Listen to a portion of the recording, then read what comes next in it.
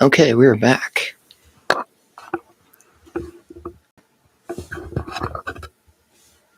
Sorry, had some technical difficulties there. And Florida State has taken a 14-7 lead on the Crimson Tide.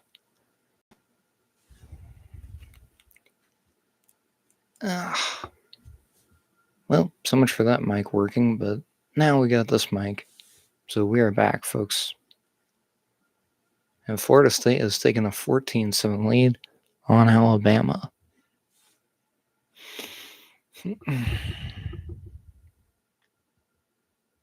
Lucas, you can pop back in the stream now if you want. Sorry for the technical difficulties there.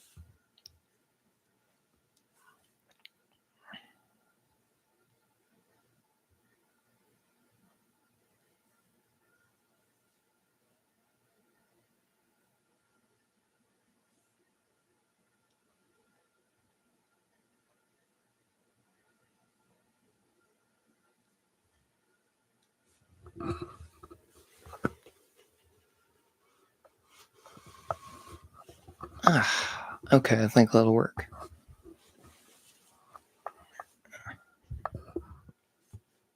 Again, sorry for the technical difficulties, guys. I thought I'd be able to get through it without the computer dying, but my computer was like, that doesn't work for me, brother, because it literally just now started dying. So that is wonderful. But now I think we got everything back up and running. So if you were a part of the previous stream, it's all good. I think I've figured out the problem. Looks like we are all good. But now it is a 14-7 lead for Florida State. So I got to update the scoreboard.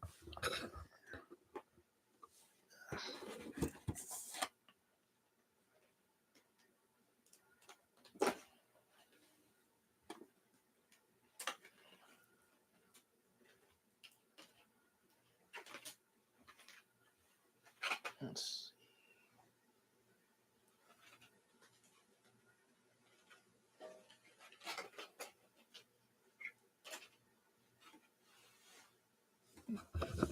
Oh, you gotta be kidding me. There's no 4?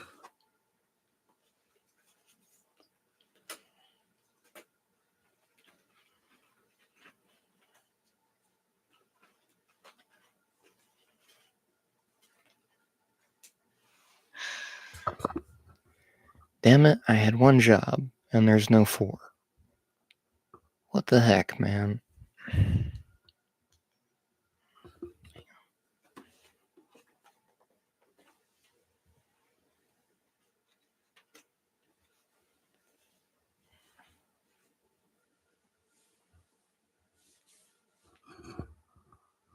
Where did I put that box?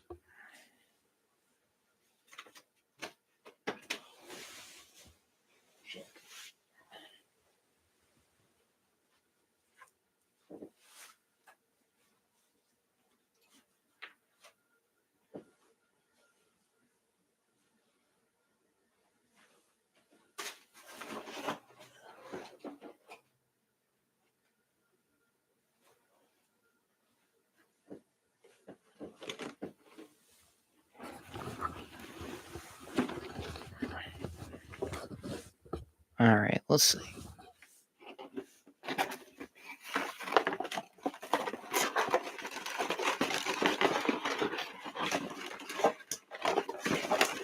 I found a 4. I have found a 4.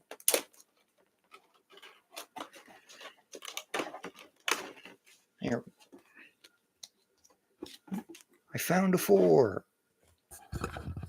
I found a 4.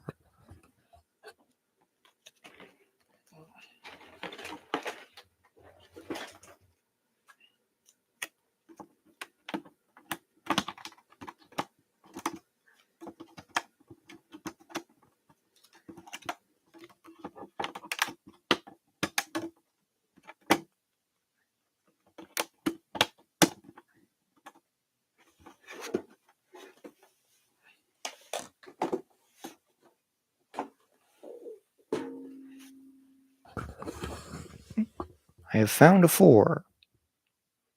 And the 2nd and 10 for Alabama here as we're getting things rolling again. Simpson takes the snap, and it's going to be a handoff. I think that's Riley. And he's going to get stuffed there with the Florida State defense. So it's going to be 3rd down, and I don't know how many yards. And we see peak Isaiah Horton there on the bike. Looks like he's going to be okay. Hopefully he can get back in the ball game. So it's 3rd and 8. Simpson gonna look, get hit as he throws, and it's gonna be incomplete. Intended for Ryan Williams, and it is 4th and 8 for the Tide. Not the ideal possession you want after giving up a touchdown. But great pressure there by Florida State. So it is now 14-7, and Alabama is gonna punt the ball away here. Just a nice job by Jones there getting away from Caden Proctor as he just brought the pressure there on Simpson. And the hit must have messed up the ball trajectory. And a good punt there by Blake Dowd. And it's going to take an Alabama roll to about the 21-yard line, I believe, of Florida State. Well, 8:23 to go here in the first half. Let's hope that does not change the game for Florida State and they go down and score another touchdown.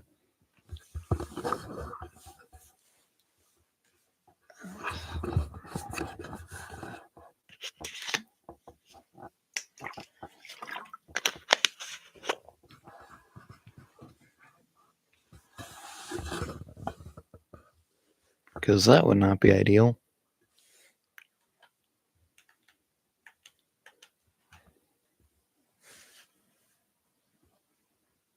I love this Aflac commercial with Deion Sanders and Nick Saban. It's always funny.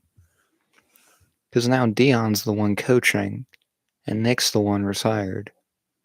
And it's kind of funny.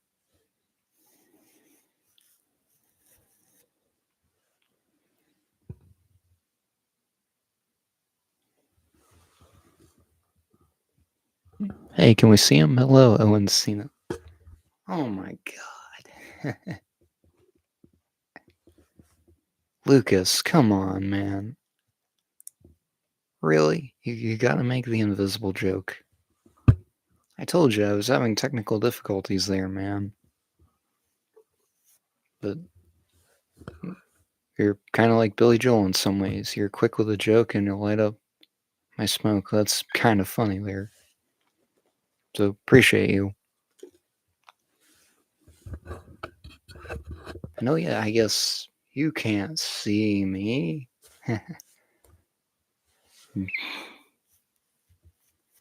We like to have fun here on these streams. I will say I am a little surprised that this is how this game is going, but we'll see if it gets a little better. Hopefully we go down and get a stop here against Florida State. And then maybe find a way to score a touchdown here. Tie this thing up at 14. Oh, I wonder if I have another 4. Let me check this box. See if I got another 4.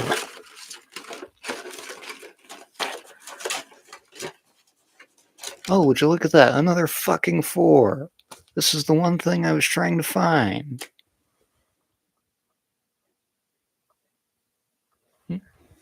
I'll be honest though, you might be inspiring me to do streams very soon.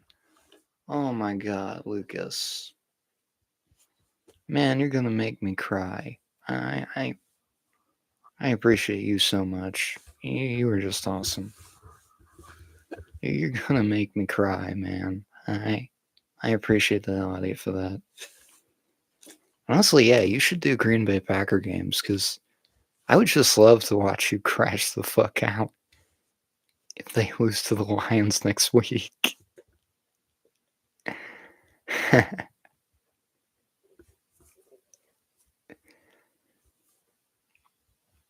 And there's the schedule for next week. Virginia Tech, South Carolina, or for this week. Virginia Tech, South Carolina, Miami, Notre Dame. Those games both tomorrow. And Monday night, the first game of Bill Belichick at North Carolina. 1st and 10 for Florida State. Number 12 goes in motion. Castellanos throws and completes it to number 0. He's going to get run out of bounds there by Jefferson for the Tide. No, not Justin Jefferson, because he played at LSU and he plays for the Vikings. I don't know who the first name is there. Wow. 75 yards on the first drive and 65 yards on the second drive for Florida State. And they both resulted in touchdowns.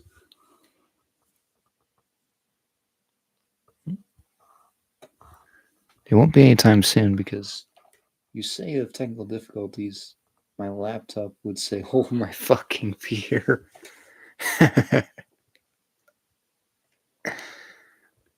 Hey, listen, man, it's all part of the gig. You gotta understand that. Like, you ever watched the Charlie Girl streams, Dakota Kai, when she was on Twitch? And occasionally she would have that too. It'd just be so hilarious watching her try to fix everything. But yeah, I understand it now. I completely understand it now.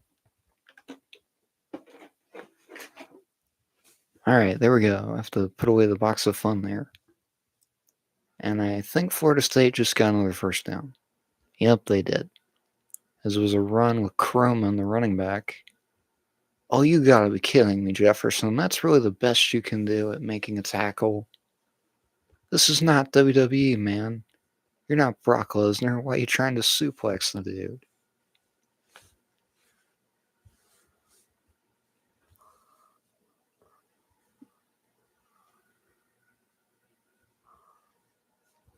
Once I move out of my house and get a new setup, microphone and laptop, then I'll start doing them. Hey, that's a good idea, man. Like, I think this setup kind of works. It might work better when I get my new desk in here. Which you'll be seeing that very soon. Very soon. And it's really cool because it's kind of a project my dad and I have done together. I just think it's really cool. And I can't wait for you guys to see it. Castellanos going to run and he's going to get a first down. God damn, that guy is fast. Like, seriously, why are we having so much trouble trying to tackle this guy today? Watch it again. 5 goes in motion. He slips out of 2 tackles there. 3 maybe. Or no, Sab was the guy who brought him down. So it was 1st and 10 for Florida State. They got 1 guy in the backfield, and they're going to hand it off to 5. He's going to get stuffed by the Alabama defense. And it's going to be 2nd down.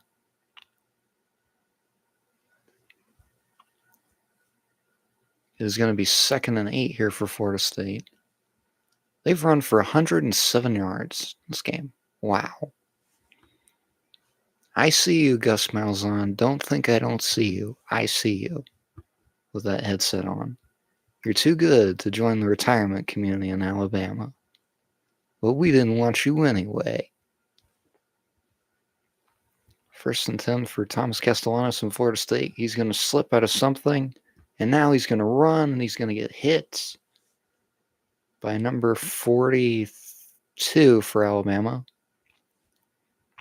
And that was definitely a clean tackle there. I swear to God, if there was a late hit penalty, I would fucking scream.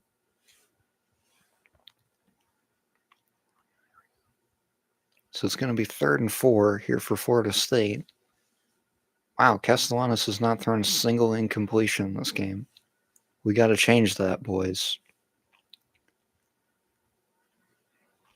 Empty set here for Florida State. Play clock running down. Not sure what Castellanos is trying to do here. He's going to take the snap. He's going to throw, and it is no signal yet, but I think it hit the ground. And yes, it hit the ground, so it's going to be 4th down for Florida State. Good job, defense. Are they going for this? No, they're not going for it because their offense is coming off the field.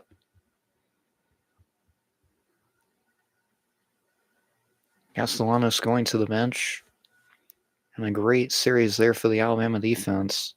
And it's going to be a 45-yard field goal attempt here for Florida State. Number 22 will kick it. Jake Weinberg, who has made one field goal in his career, and it was from 23 yards. Let's see if we can block this thing. And he got it, but there is a penalty marker down. Please don't be offsides.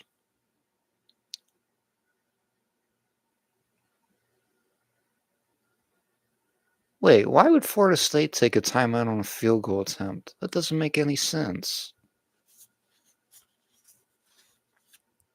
Are we honestly not sure that Mike Norvell is the college version? I'm sorry, isn't the college version of Jason Garrett? Because this seems like some kind of the shit that he would pull as head coach of the Cowboys. Like, come on. I guarantee you it's... Like, he seems like he's the college version. What the heck is this? I swear I just saw Seth Rollins in a Tron movie. You gotta be kidding. There's no way. Tron Eras or something like that is what I just saw a commercial for. And that might have been Seth freaking Rollins. That's crazy if that was him. I'm surprised nobody pointed out the A's fucked up on the scoreboard. Thanks, guys. There, I fixed it, and nobody pointed it out. Come on. Really? Nobody can just type in the chat there, hey, Owen, the A is fucked up there. Come on. You guys had one job. You had one job. One job.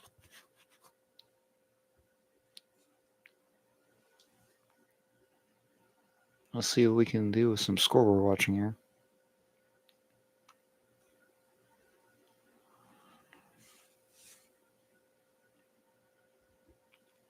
Wow, Indiana's up 24-7 on Old Dominion. Hey, Eastern Kentucky finally scored a touchdown against Louisville, but it's 41-7, so it's too late in that game. Georgia is up 21-0 against Marshall. I'm not surprised about that. Let's see. Oregon leads Montana State 24-0. Arkansas having some trouble with Alabama A&M as it's 10-7 in that game. In the first quarter, almost end of the first quarter.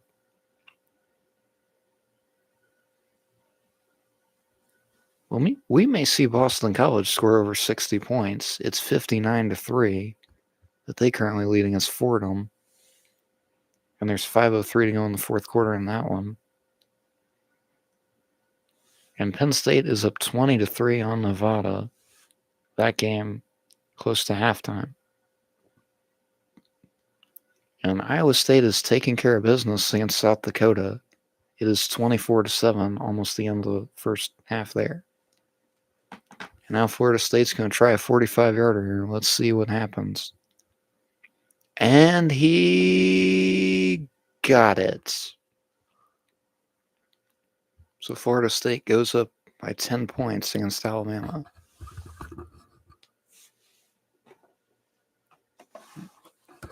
Let's see if I have a 7 in this fucking box.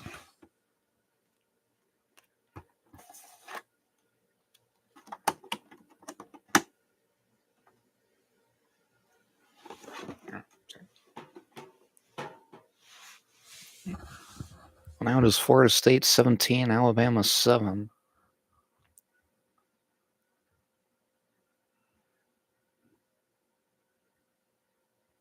I gotta hand it to Florida State. They're making a lot of plays in this game.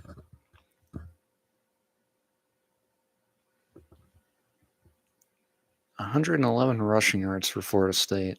I don't know how to feel about that. I really don't know how to feel about that.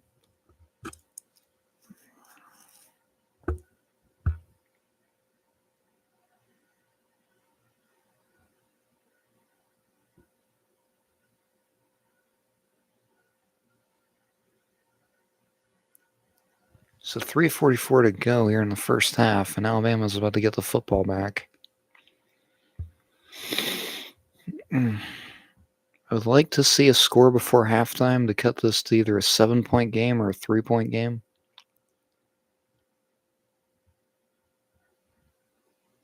And it's going to be a touchback, so it is 1st and 10 for the Tide.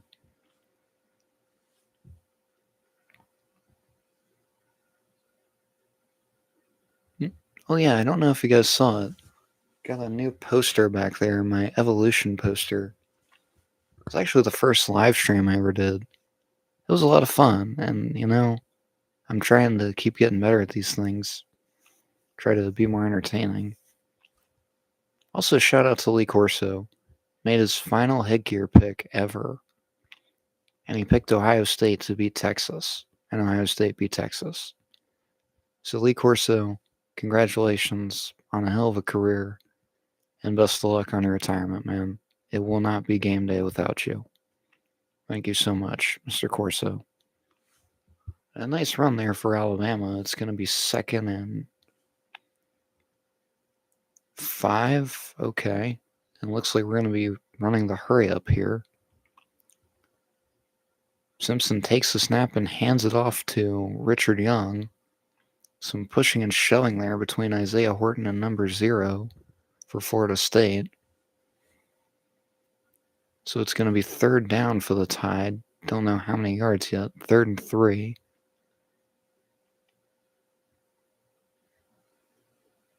Alabama is 3 for 6 on 3rd down today. Don't know how to feel about that either. And Simpson's going to move Richard Young out as a receiver here. So an empty set here for the Crimson Tide. Or no, actually he's going to move over to the other side. So it's going to be 3rd and 3 for the Tide. Simpson takes the snap and throws. It's caught by Ryan Williams. And that is an Alabama 1st down.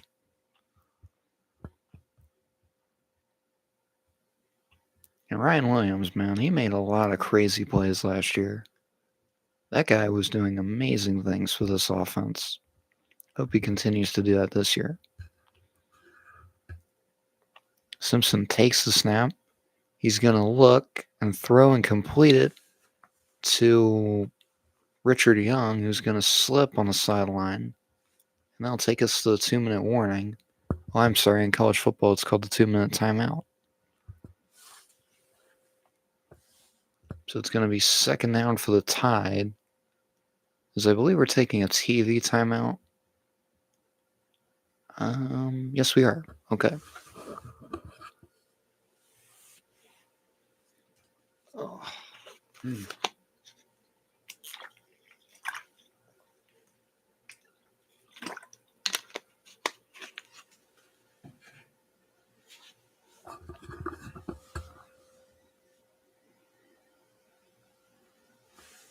Let's take a look around real quick, see what's going on. Still 24-7 in the Indiana Old Dominion game. I mean, it looks like Indiana, they are serious about having another great year this year. I don't even know who their starting quarterback is.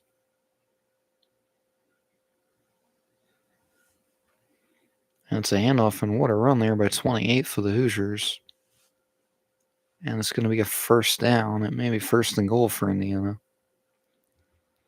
Lucas, if you're still in the chat, please tell Quadre I'm sorry. Because it's 24-7. Indiana is just laying the lumber to Old Dominion.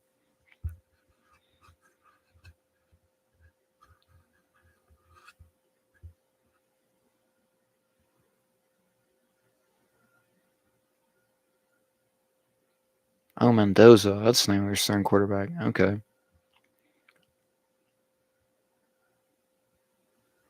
And Mendoza handing it off to 28 there, and he's going to get stuffed for a minimal gain. We're still not back yet from commercial.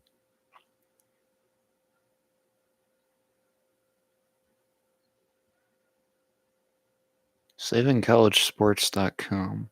May have to check that out later. See what that's all about.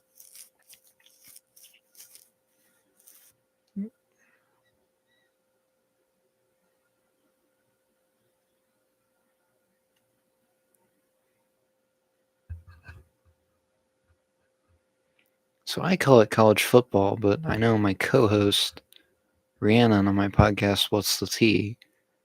She would call this college hand egg, much to my annoyance. I get it. They call it something different in the UK. I get it. I understand it now. I get it.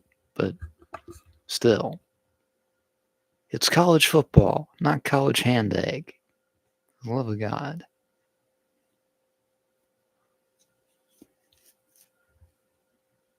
These Allstate commercials get stupider and stupider every year. Like, who's going to actually swing a metal or an aluminum baseball bat so hard that it hits a car and then that car backs into a light post?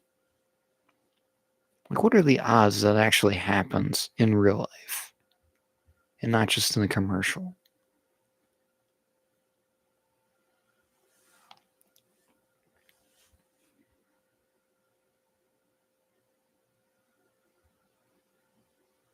I gotta admit, Ty Simpson, he's sat behind some grades. And we got some rain here in Tallahassee. Simpson takes the snap and throws. I don't know if that was a catch. Let's see. They say it is a catch by Jeremy Burnett. No, they say. Well, one ref said it was a catch. The other said it was incomplete. And the rain really starting to come down in Tallahassee. I remember the last time that Alabama played in the rain, and that was against South Florida. And that game wound up getting delayed for an hour. Let's hope that doesn't happen here. So it is 3rd and 4 for the Tide. They did roll it incomplete. Yes, they did roll it incomplete. Okay. And number 4 in the game for the Tide, he's going to go out as a receiver. Simpson going to take the snap. He's going to take off with it. He's going to try to outrun the Florida State defense, and he's going to get leveled. And that might have been targeting, I think, by 31. Let's see if they show a replay. Are we not going to get a replay of the hit there? Because it looked like he got hit in the helmets.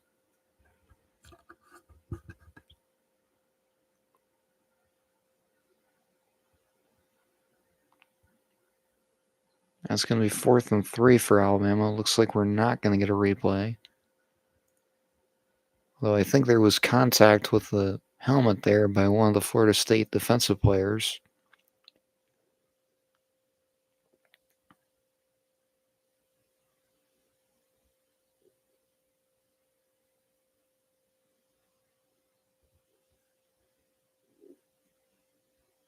And the rain is really starting to come down in Tallahassee. And is Alabama's offense staying on the field? No, they are punting. And Dowd sends it deep, and it's going to bounce in the end zone for a touchback, I believe. Or they mark it at the 1. No, they do say it's a touchback. Okay. That makes sense. It looked like Jefferson was trying to down it for the Tide, and it wound up bouncing past him and into the end zone.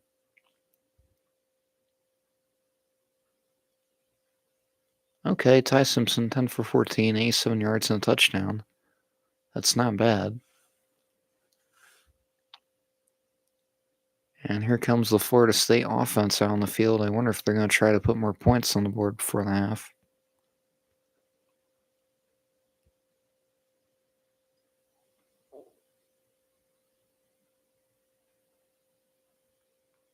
I imagine they are trying to keep an eye on the weather conditions, just in case there is lightning in the area or something like that. Because that does happen, man. Castellanos takes off and he's going to get hit as he slides down. So it's going to be second down for Florida State. Again, like I said, the rain is really coming down here. And Overton's going to check out the ball game here for the Tide. Looks like a couple guys for Florida State also coming off as they change the formation. So it's going to be second down here for Florida State. And my goodness, just look at that. What I'm looking at on my TV screen here, it is just pouring down rain.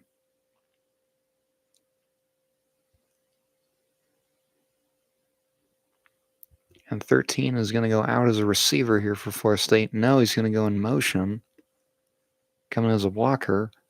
Castellanos going to hand it off to 12, and he's going to be taken down.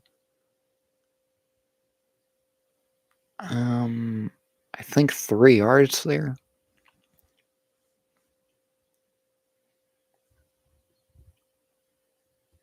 I believe 3 yards.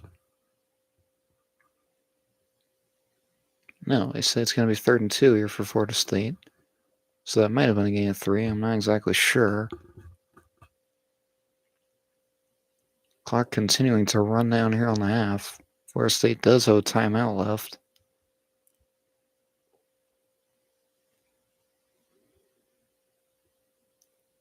"12 goes in motion. It's going to be a handoff to him. And he's going to get the first down for Florida State. Oh, what do you know? His name is Lucas on the back of his jersey. At least that's his last name. That's kind of funny.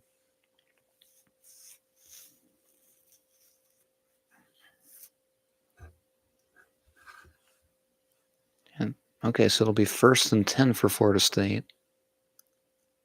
And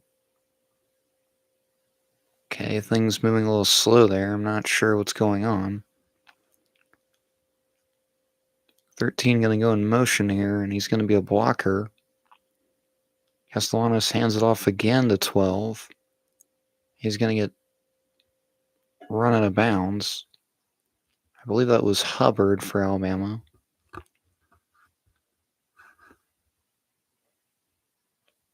And look at this, Gus Malzahn. Now he's got a jacket on as the rain just continues to pour down. How did Kentucky only beat Toledo 24-16? That's just crazy.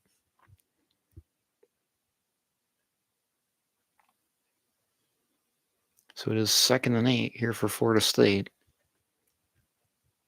Clock down to 30 seconds left in the half. And it's going to be a bad snap, which is going to be recovered by 5 for Florida State. And don't tell me that was Rydell Williams. It looked like that was Rydell Williams, the former Alabama Crimson Tide back. I forget if he transferred to Florida State or wherever he transferred to. And it's going to be 3rd and 9. It looks like that's going to be the end of the half, as Florida State will not run another play. And the Seminoles get the ball, start second half with a 17-7 lead. Not looking good for Roll Tide Roll, but I think we can play better in the second half. I hope so, at least. My goodness, the rain just continues to pour down out here. Not quite sure why Florida State's staying on the field for halftime.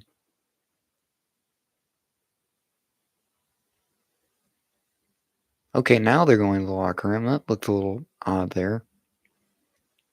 Because you don't normally see that. You usually see guys just go right to the locker room.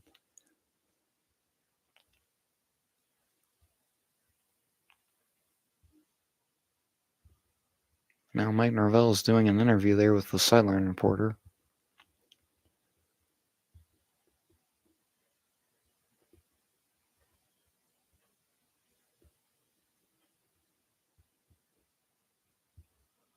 Let's see if we can find another game to watch while this game's at the half.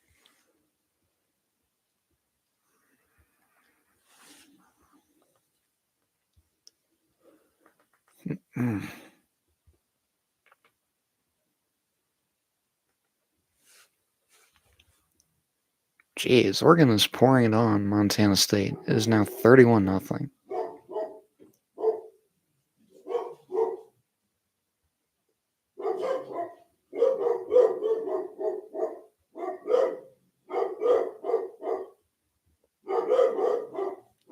Damn dogs. I love them, but man, they're so loud.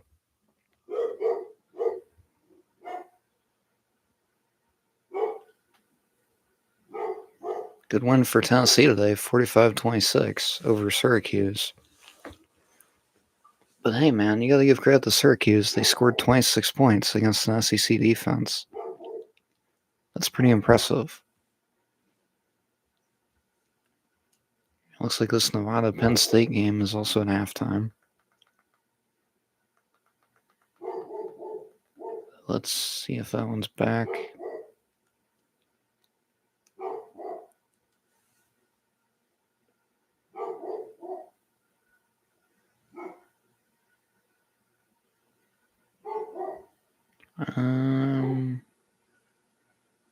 Yeah, looks like we were back to the Indiana Old Dominion game.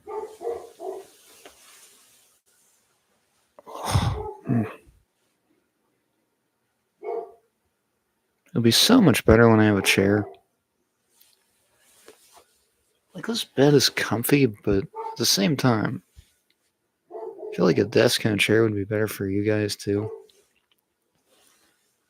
And a nice run there by number 1 for Indiana. This is 27-7. IU leads it over Old Dominion. Looks like they're having a good first game of the year. It looks like the third quarter is drawing to a close in Bloomington.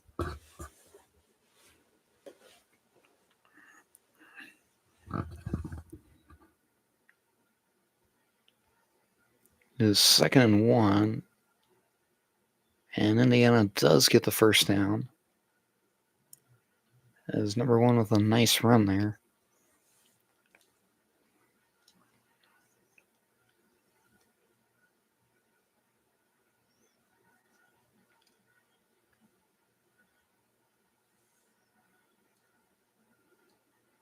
And that will take us to the end of the third quarter in Bloomington with Indiana up 27-7. Excuse me. Darn Subway.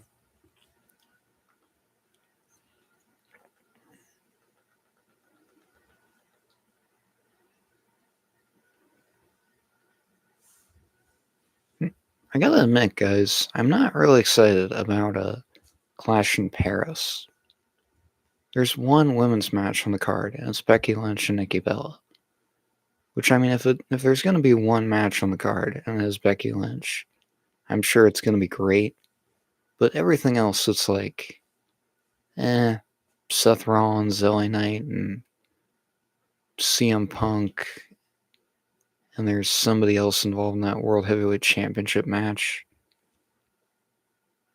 And you also have Roman Reigns versus Braun Breaker. Who the cares? That's what I say, is who the cares? Like, I don't understand. They book such underwhelming cards nowadays for PLEs. And Evolution, that was a hell of a lot of fun to stream just because the card was stacked from top to bottom. And SummerSlam, that was fun to watch too, because there were some good matches there. But honestly, this Clash in Paris card, I just look at it and roll my eyes like, okay, Sheamus versus Rusev. Not like I haven't seen that before.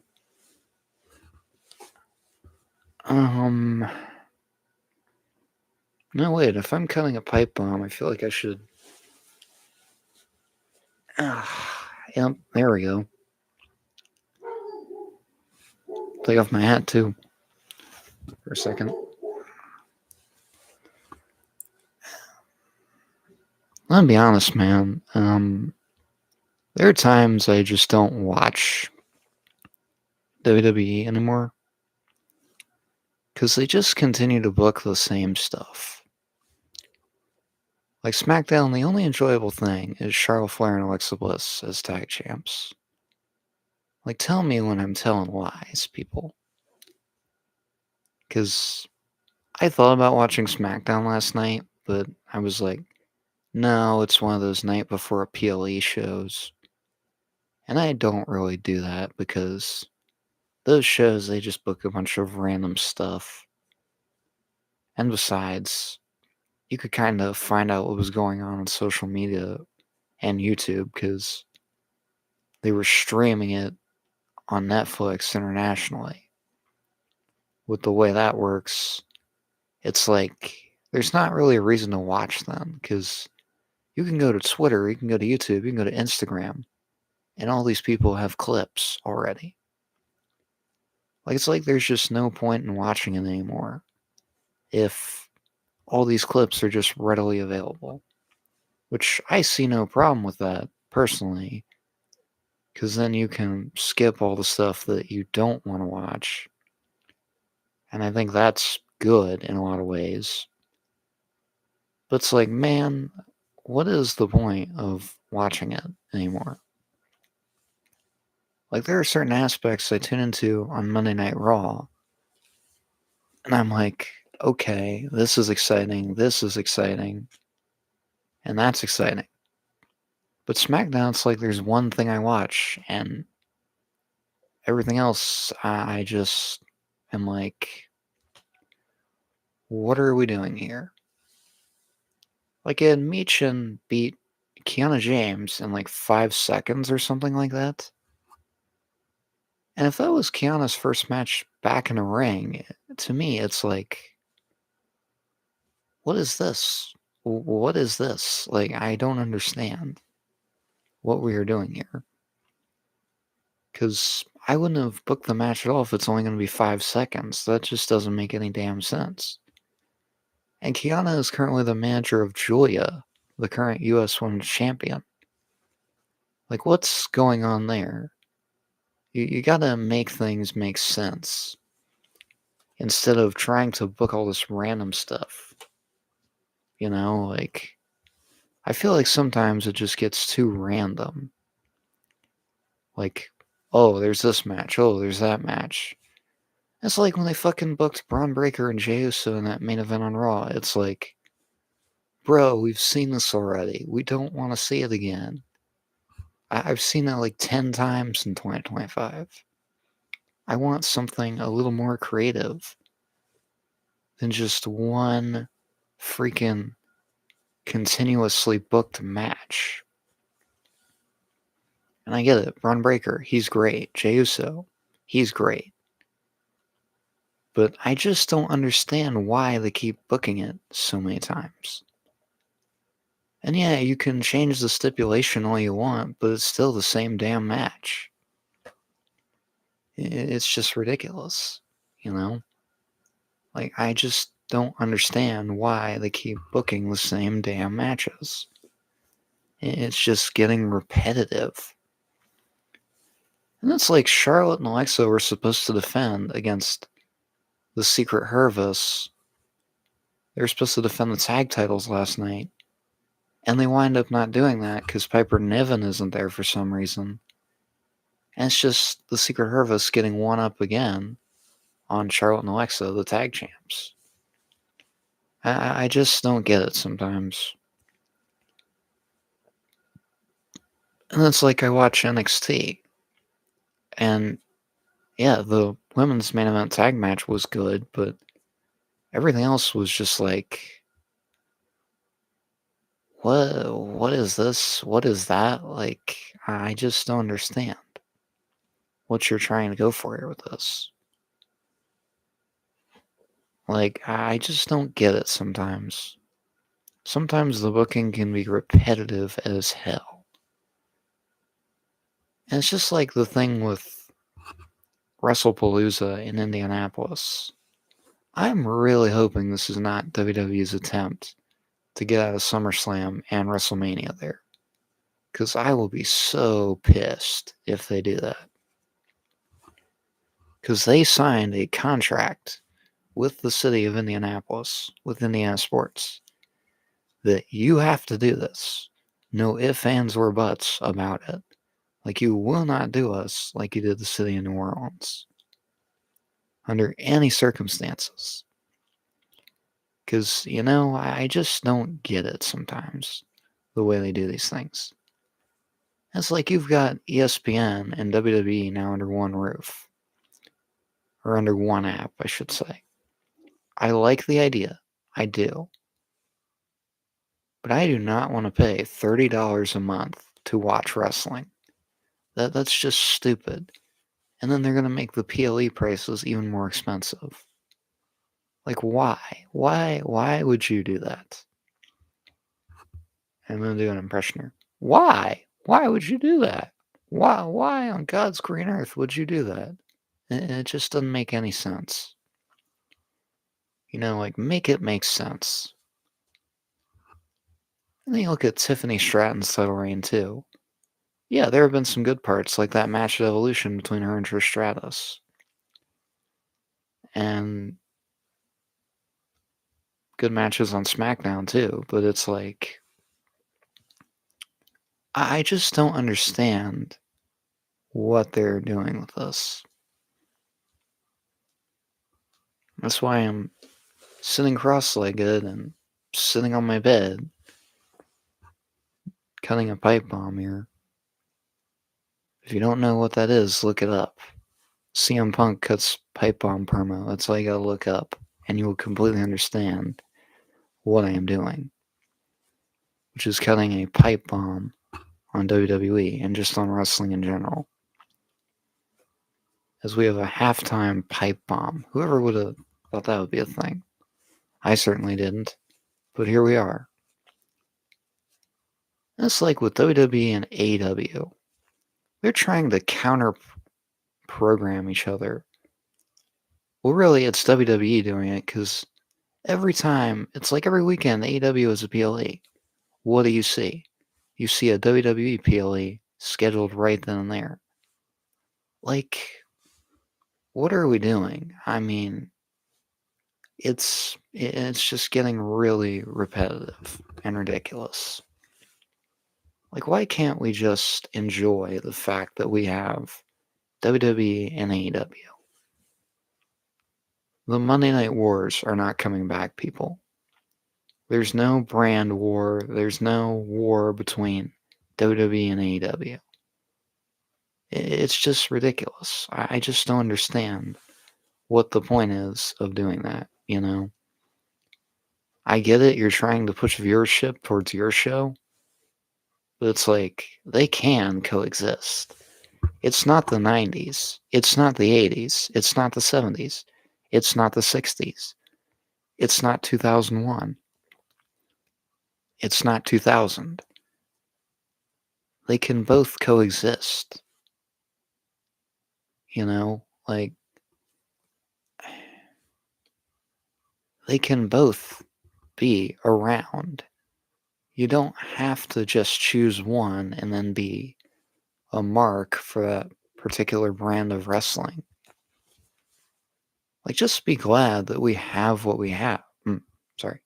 Be glad that we have what we have now, Because not everybody had this. Not everybody had the privilege of this, or all the streaming sites and all the streaming apps. So that's just kind of my take on everything, and I'm a fan of both. I watch both WWE and AEW because I like both. Both are great. Both have something good to offer. So you don't need to be one or the other. No, no, no. Stop this stupid tribalism bullshit that continues to fester on Twitter and Instagram. Haven't really seen it on Facebook, but it's like, just stop trying to make it this thing of you have to be a fan of one or the other. Fuck that. You can be a fan of both. Hell, you can be a fan of 4 wrestling companies. You can be a fan of 3 wrestling companies. It's 2025. Stop doing this stupid shit of, oh, well, I have to be a fan of one. No, no, no, no, no. You can be a fan of as many wrestling companies as you want. You don't have to choose one. It's not one or the other. It's not two or three. You can be a fan of multiple and you can just enjoy wrestling. Okay, halftime pipe bomb over. And tell me if I told any lies in the comments.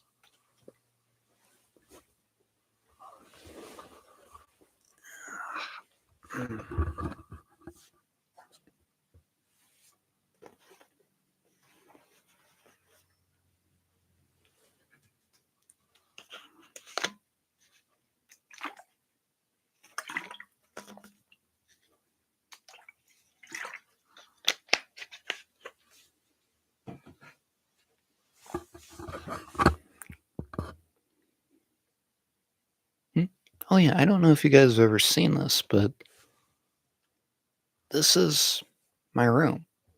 You know, like this is where I got all my wrestling posters. There's my Peyton Manning print that I have. Trash Pandas.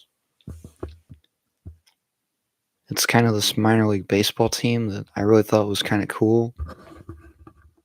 I've got my Crosstown Showdown poster right over there. You can't really see it. What the heck? John Cena's doing ESPN commercials now? Come on.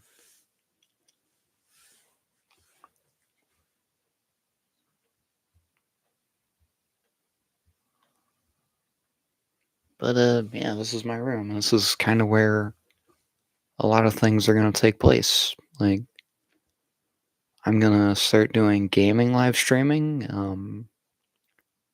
May do more live streams of me reacting to football games.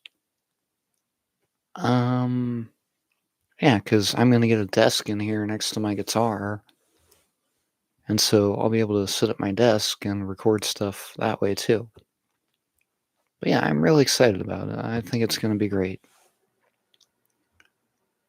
I think it's going to be really great, you know?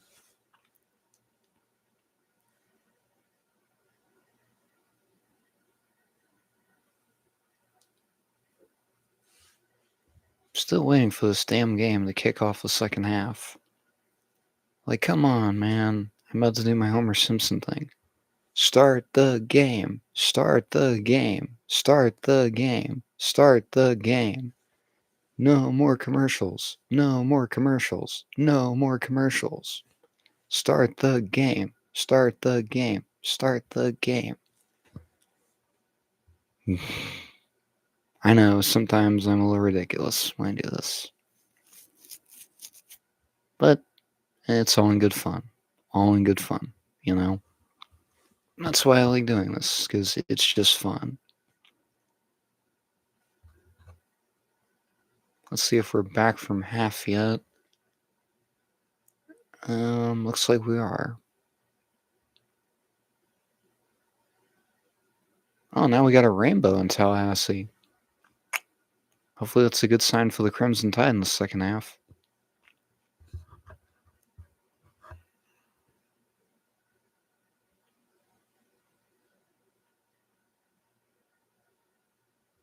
Peek the big Burger King logo in the middle of the screen.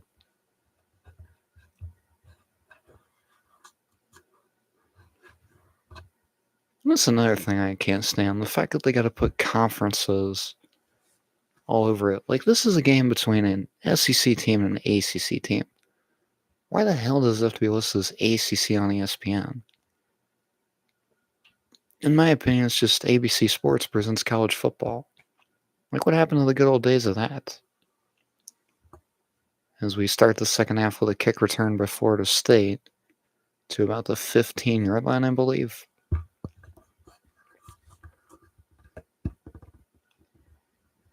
Yeah, I gotta admit, this Castellanos kid is playing a heck of a game. So, I'll give him that. He's playing a heck of a game so far. And the Florida State offensive line is doing a good job of getting blocks. because that's really where it all starts, is the offensive line. As my dad would say, because he was actually an offensive lineman at Western Kentucky and an offensive line coach for a very long time. And this is his first year out of football. So, Dad, I'd also like to say I'm proud of you for deciding to retire, and it was a lot of fun getting to coach with you last year. So, it was great to be a part of your last year. And it's going to be 2nd and 3 here for Florida State as they get a nice play on first down. 13 going to go in motion for Florida State. Castellanos hands it off to 32, and he's going to get a first down.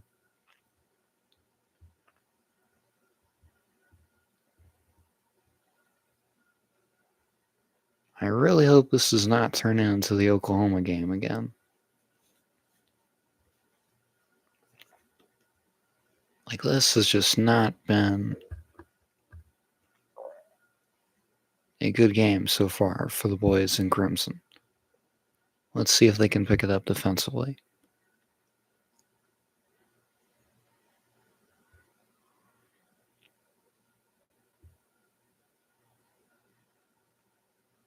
Castellanos takes the snap and keeps it himself, and he's going to get taken down for, I believe, about a 2-yard gain there. As it will be 2nd down for Florida State. It is 2nd and 8 for the Seminoles. I got that one right, 2 yards.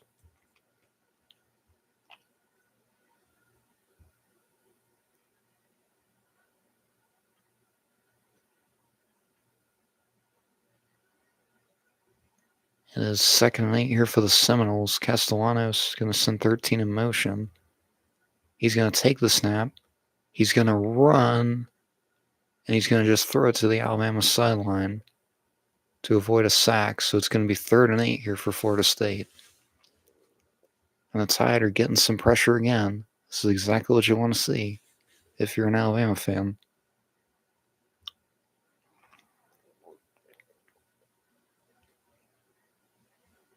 Kane Womack doing a nice job of getting pressure here on this Florida State offense.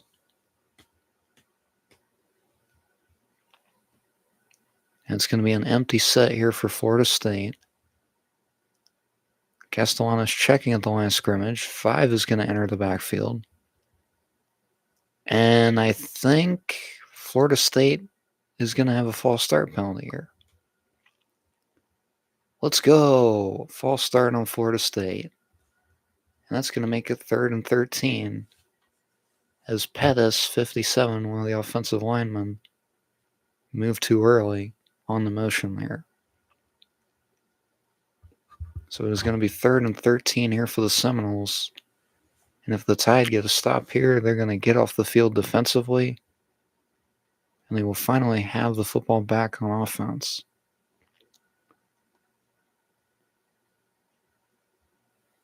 Looks like some miscommunication there for Castellanos. And here he's going to dump it to 32, and he's going to be short of the first down. And I believe Florida State is going to punt. No indication of that yet.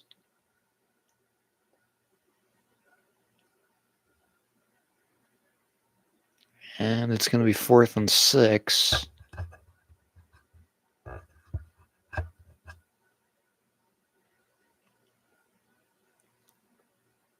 And yes, Florida State is going to punt it away here. Jalen Mbakwe back deep for the Tide. And Mack is going to punt it away here for Florida State. And wait a minute, I think that was impeding fair catch. Maybe not.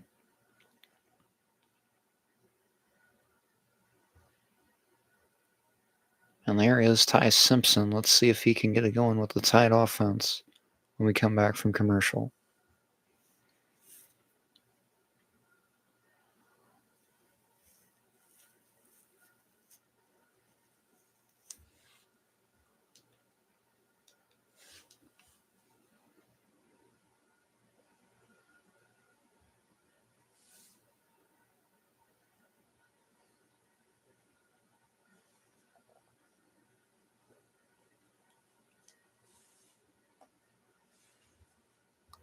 So many commercials, man. Like, come on. Now we got a Progressive commercial.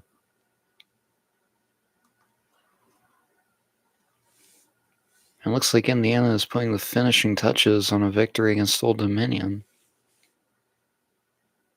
As we're down to less than 8 minutes to go in the fourth quarter. And it is 3rd and 1 for Old Dominion. My goodness, their quarterback has thrown 3 interceptions today, and he's 11 for 22. That's atrocious numbers. But then again, he's playing a Big Ten team on the road. So it's very possible.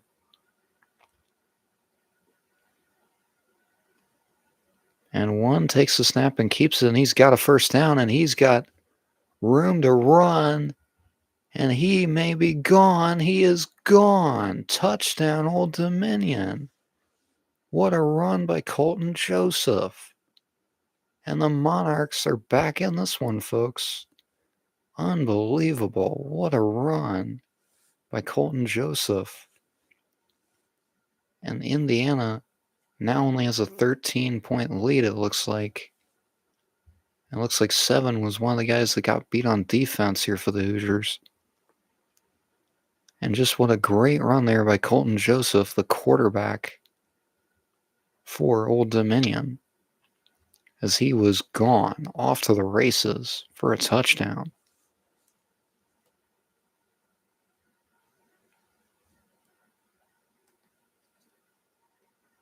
And we're still not back from commercial yet, but it looks like we're getting close. But yeah, it looks like Old Dominion is back in the game against Indiana. It is now 27-14 in that one.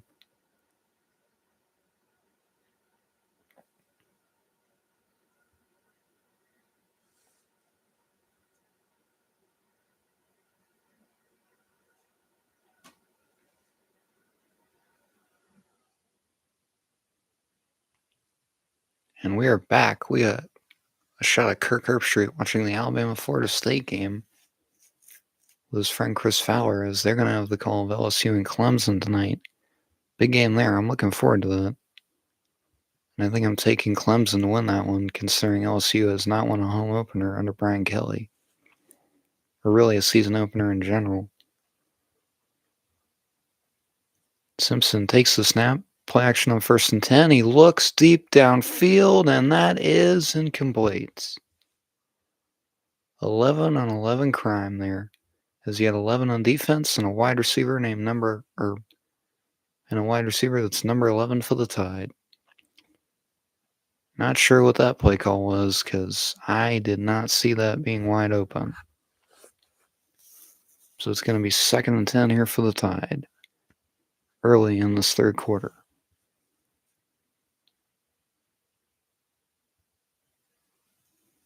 And number 4 lined up in the backfield here for the Crimson Tide.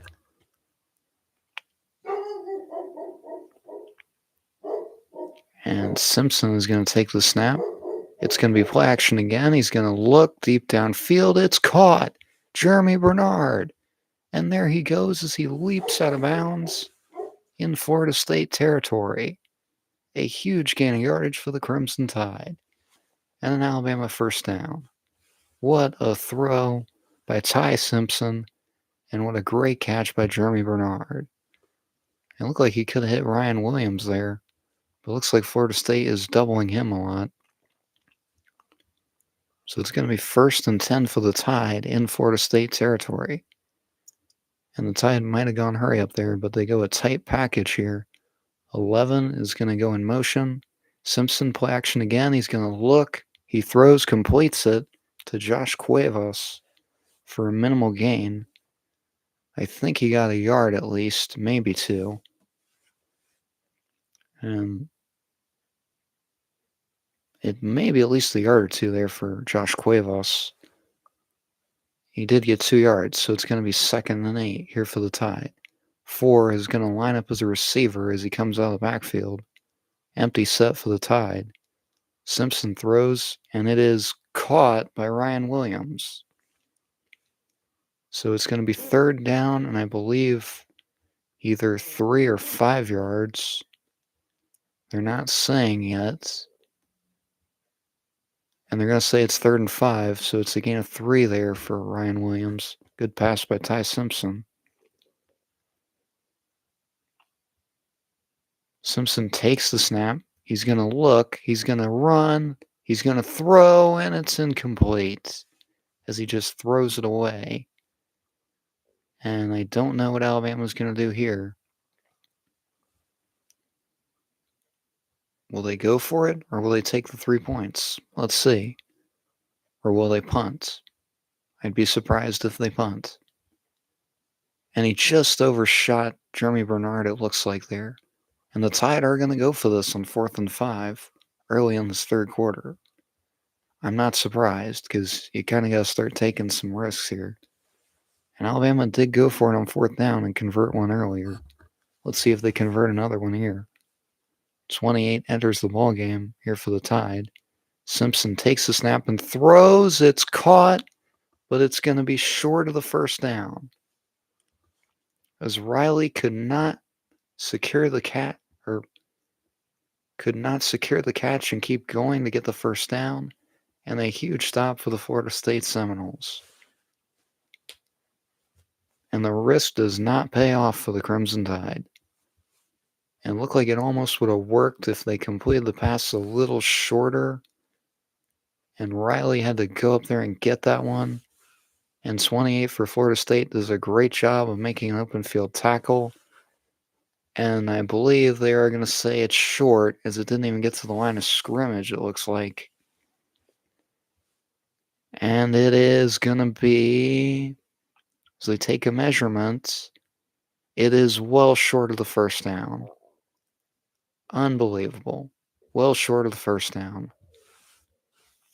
What a stop there by Cryer and the Florida State defense. Oh my goodness. This was not what you wanted if you were an Alabama Crimson Tide fan. Unbelievable. And there goes the stupid tomahawk chop. Oh, what the fuck are we doing? What the fuck are we doing? Doing this stupid fucking thing. And it's going to be 1st and 10 for Florida State. And they're peeking the camera on an Alabama fan. Don't worry, there's still plenty of football to play. Trust me. We're only down by 10 points. It could be a hell of a lot worse. Hopefully our defense can come out and get another stop here. 12 going to go in motion and go in the backfield for Florida State. It's play action. Castellanos throws, and it's caught. And there goes 12 down the sideline. He may be gone. He's run out of bounds by Hubbard. Oh, boy. And it's going to be 1st and goal for Florida State. This has not been a good game on defense for the Tide. And this Florida State crowd is absolutely loving it.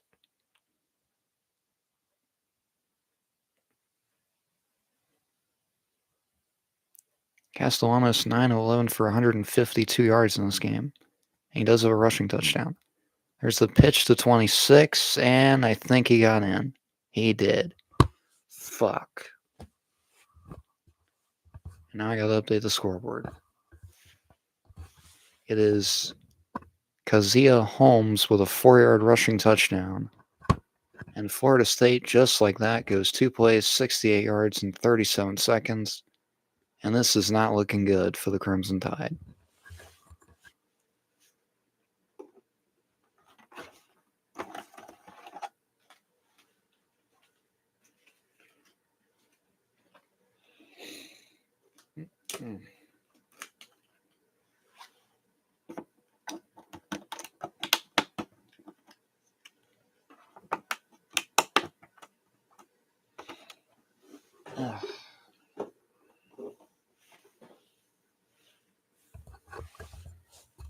Well, the score now, Florida State 24, Alabama 7. My goodness. This has just not been a good day for the Crimson Tide. And that first drive looks so promising. Oh my goodness. But there's still plenty of football to be played, so we got to keep our heads up. Got to stay optimistic. Ugh.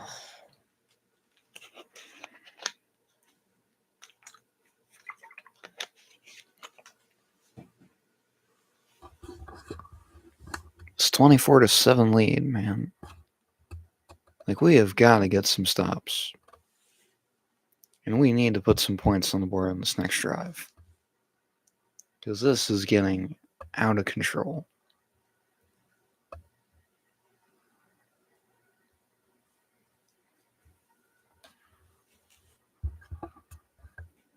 Like, we are playing good football, and then we just make some bad plays.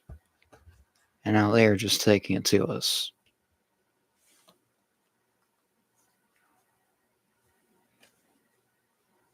Let's take a peek at this Old Dominion, Indiana game. Down to less than 5 minutes to play. And the Hoosiers trying to close this one out and get a win here. And hopefully stay in the top 25. Mendoza is 16 of 31 for 167 yards passing today. Been a good game for him so far. And there's a peek at Curt Cignetti there. He's doing a great job with this Indiana program.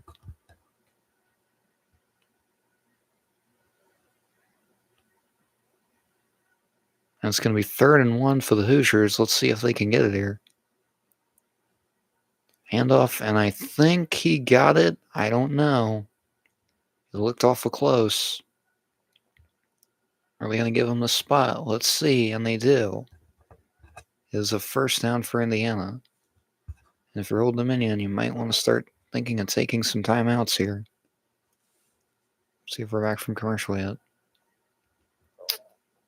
Nope, we're still in commercial. So Indiana gets the first down, and the clock is going to continue to run. And it looks like the Hoosiers may get out of here with a victory. And it is now 36-3 in that Penn State-Nevada game. No surprise there. And Penn State threatening again. And a big run there for Indiana by 29. And he has got the first down, I think.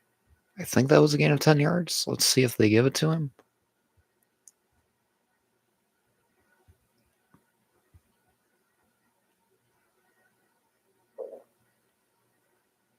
And they do give it to him. So it is a first down for Indiana. And the clock is going to continue to run.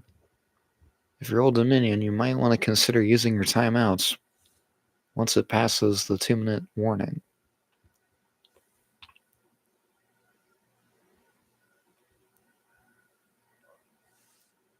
And the clock's just going to continue to run down. The Hoosiers just going to continue to run out this clock in this game.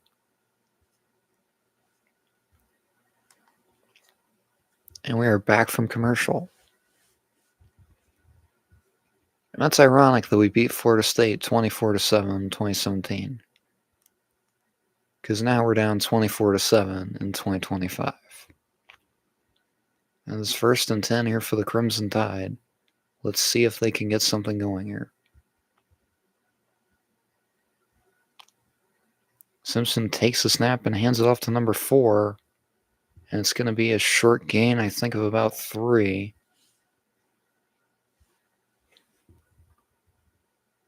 And that is DJ Hill running the ball for the Tide. It is 3 yards, so it'll be 2nd and 7 for the Tide. Simpson going to take the snap. He's going to look. He throws, and it's going to be incomplete. But there is a penalty marker down. And I don't know who this is on. It might be against Alabama. Referee's having a bit of a discussion here. And it looks like it is against Alabama. Oh my goodness. Another holding penalty on this offensive line. What is going on today?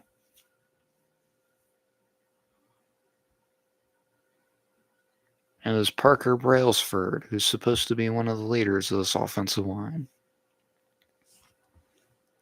getting another penalty in this game. What is going on?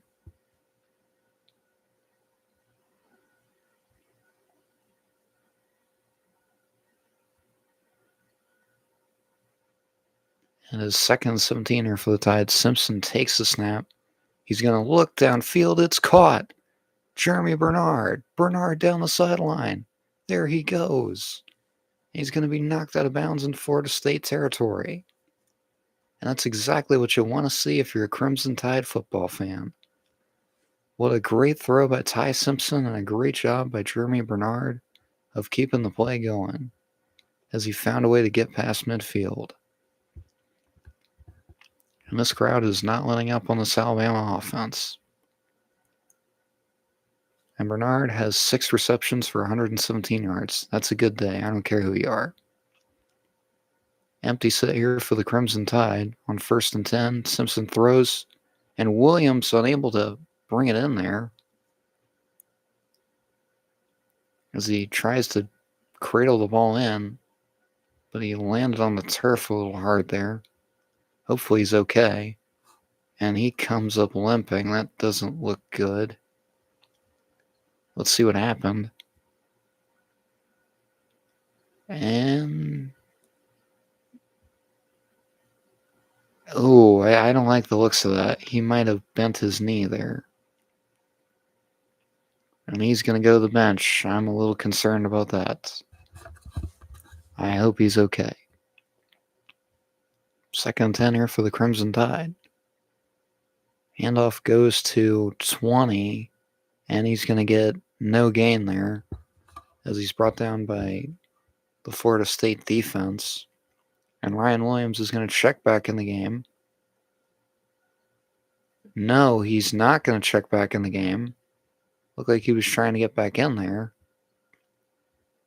But he's not going to go back in, as I guess one of the coaches waved him back to the sideline. 3rd and 11. Simpson looking downfield. It's caught. Jeremy Bernard. And a 1st down for the Tide. And the Tide are keeping the ball alive here. They're keeping the drive alive, and they're keeping the ball moving here. As the great Hank Stram would say, they're trickling the ball down the field. And a great throw there by Ty Simpson. Simpson hands it off to number 20, and he's going to be taken down for a gain of 2 yards, maybe. Or maybe 1. And they say, what's it going to be? And Ryan Williams is back in the ball game for the Tide. As Little Jr. comes off the field for Florida State. So it's going to be 2nd and 8 for the Tide. Simpson, play action. He's going to look downfield. He throws, and it is incomplete. Scott was there, but just a little too high. So it's going to be 3rd and 8 for the Crimson Tide. And I don't know, is Ty Simpson calling a timeout there?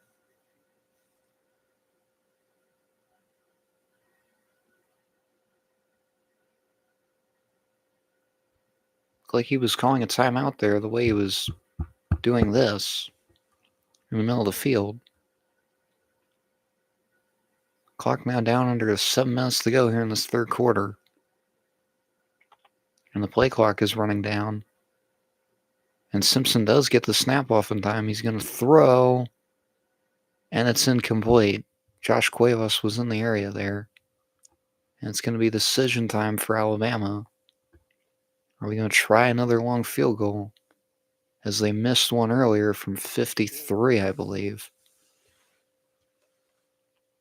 And again, just a great job by this Florida State defense of getting pressure on this Crimson Tide offense.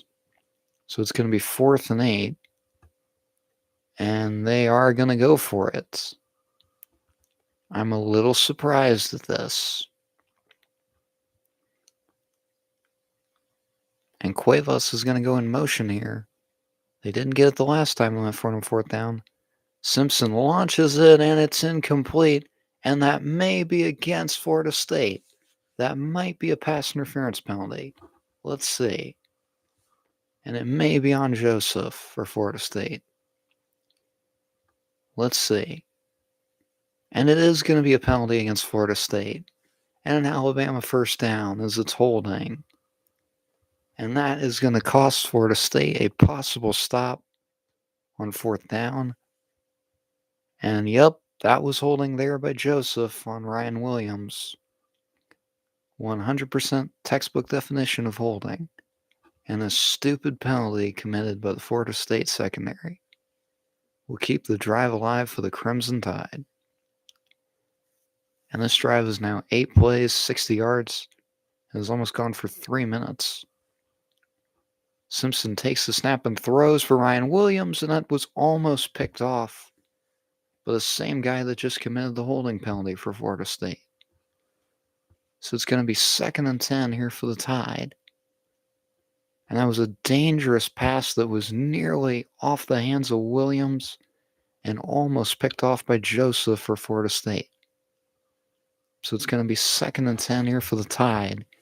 And this Florida State crowd is continuing to be hyped in this game, as they are trying to help their defense get a big stop here against this Crimson Tide offense. Simpson takes the snap. Rush is coming at him, and he completes. No, he does not complete it. He does not complete it, as the ball was knocked out of his hands there by 27 for the Florida State defense. So it's going to be 3rd and 10 for the Crimson Tide. And a good hit there by Barker for Florida State. So it's going to be 3rd and 10 for the Tide.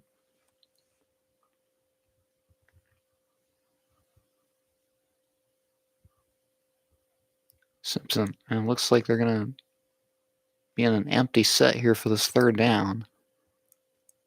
And can they get the playoff here? Let's see. I don't think they did, and there is a flag down. Looks like this is going to be a delay of game penalty against Alabama. I'm surprised they did not try to call a timeout there, because that would have been the smarter thing to do. And it's going to be 3rd and 15 for the Crimson Tide. They've only committed 5 penalties for 36 yards. I could have swore it was more penalty yardage.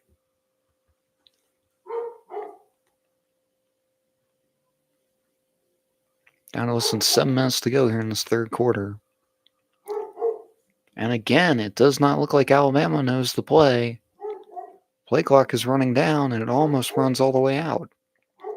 And Simpson under duress, and he's going to get sacked. And an offensive lineman is running with the football. And it's going to be 4th down for Alabama, and that was Parker Brailsford who did that. Because I don't know if they ruled out a fumble or an incomplete pass.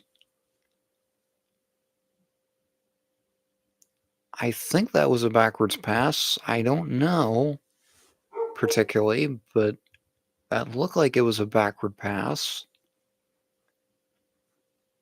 And a nice job by Parker Brailsford of getting on it. So it's going to be a 40-yard attempt here for the Tide. He missed one earlier. Let's see if he gets this one, and he's got it. The Tide finally able to score their 2nd points of the game. It is 24-10. So that drive was not a complete waste of time.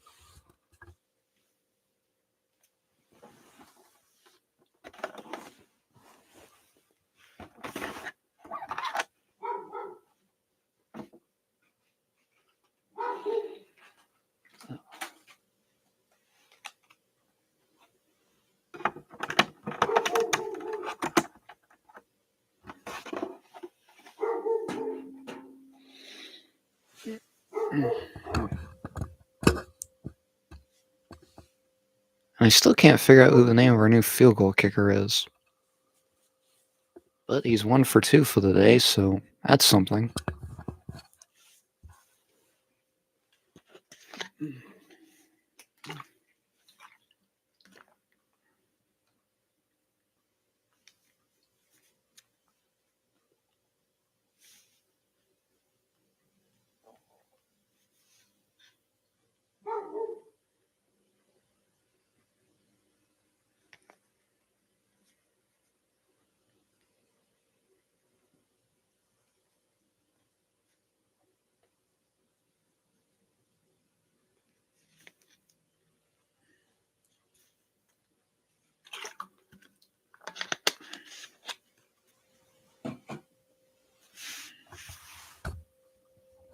Well, 24-10 game here, folks.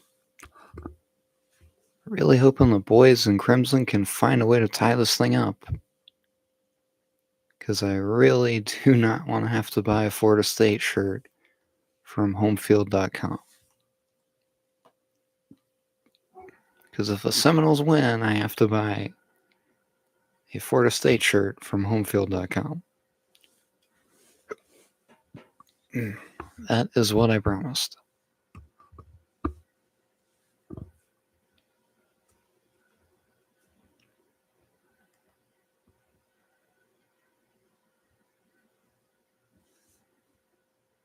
Oh, and a big one in Ames next week. Iowa State for the Cyhawk. That's going to be fun.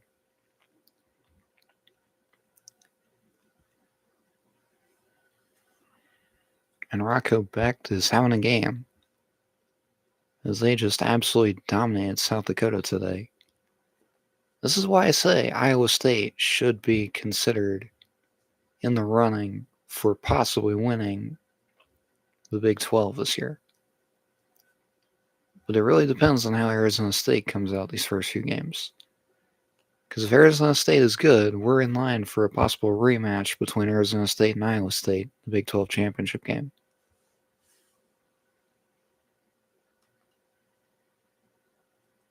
And we are still not back from commercial yet.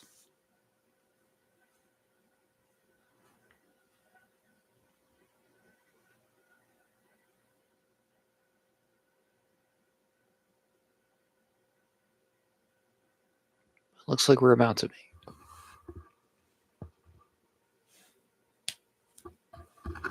And we are back from commercial. Look at these two guys in the student section. Red glitter and yellow glitter. That could not be me. I like the guy's Deadpool costume. That's kind of cool. With the Florida State colors.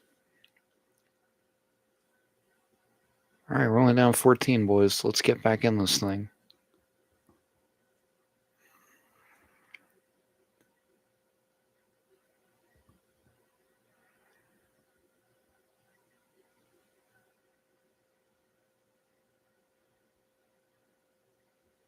They really got to continue to show all these highlights of Florida State. It's only the third quarter, man. It's not like it's 41-10. It's only 24-10, man. We're still in this thing. Get back to the damn game. Stop with the fucking highlights all the time. And less than 6 minutes to play in the third quarter, and it's 1st and 10 for Florida State. 12 goes in motion, and it's going to be a handoff to 27. And I think he got about 4 or 5 yards there.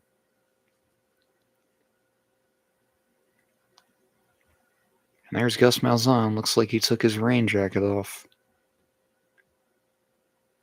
So it's going to be 2nd and 5 here for Florida State. As the clock continues to run here on this third quarter.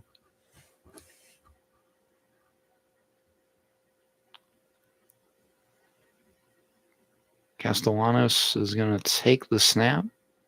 He's going to throw, and that's incomplete. Intended for his tight end number 0, Robinson. Robinson, you stink. Sorry, I had to do it because it just makes me think of that one scene in Meet the Robinsons where the bowler hat guy is throwing eggs at their house. It's just funny to me. So it's going to be 3rd and 5 here for Florida State. And it's going to be an empty set here for the Seminole offense. No, scratch that. 27 is going to come into the backfield. Castellanos going to try to get away. And he got the first down. Are you kidding me? Oh, no. Not a stupid penalty committed by our defense. Are you freaking kidding me? Are you freaking kidding me? No. What? You gotta be okay, let's see this again. Jefferson, you need to learn how to fucking tackle. Let's see here. No, come on. That's a terrible call. What? That was not a late hit out of bounds. He's still in bounds. You gotta be kidding me. That's terrible. That's terrible. You gotta be kidding me. And the handoff goes to 5 there for Florida State. And yep, it's that traitor, Roydell Williams, who transferred from Alabama to Florida State. Ugh.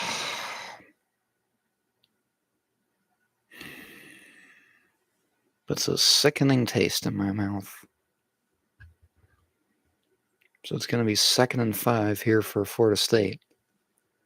Yep, it really is Roydell Williams. God damn it. Why did he have to go to Florida State? And 12 is going to get stopped there by the Crimson Tide defense. It's going to be 3rd down for Florida State. I don't think he got back to the line of scrimmage. Oh, they gave him a yard, so it's going to be 3rd and 4. These are definitely not SEC refs, because look at all the fucking generous spots they give Florida State. Now, this has got to be ACC refs. Or refs that just don't like Alabama. Clearly. So it's going to be 3rd and 4 here for the Seminoles. And Castellanos is going to take the snap and launch it downfield. It's incomplete. You better not throw a fucking flag for pass interference. And there is no flag for pass interference. So the Tide do get the stop. And it's going to be 4th and 4. Florida State will punt it away. I still do not agree with that late hit call. That was ridiculous. Because Castellanos is still in bounds. All he does is shove him. How is that a late hit? You gotta be kidding. He's not out of bounds yet. That just doesn't make any sense.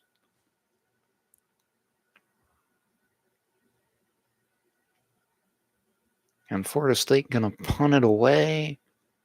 And this is gonna land in the end zone for a touchback. So with 3:16 to go, what? I said 3:16. What? I said 3:16. What? I said 3:16 to go in the 3rd quarter. It is Florida State 24, Alabama 10. And let's see if the Crimson Tide can find a way back into this. Hopefully getting points on this next drive as well.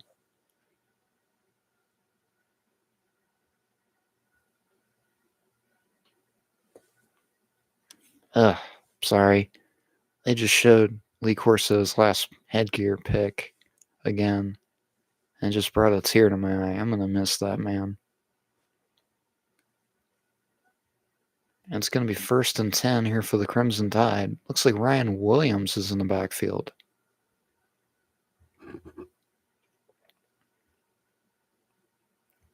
Ty Simpson going to take the snap, and he's going to get sacked. I don't know what our offensive line was doing there, but 7 just bull rushed right through there, and he gets to Ty Simpson. And again, they show Alabama fans who are frustrated.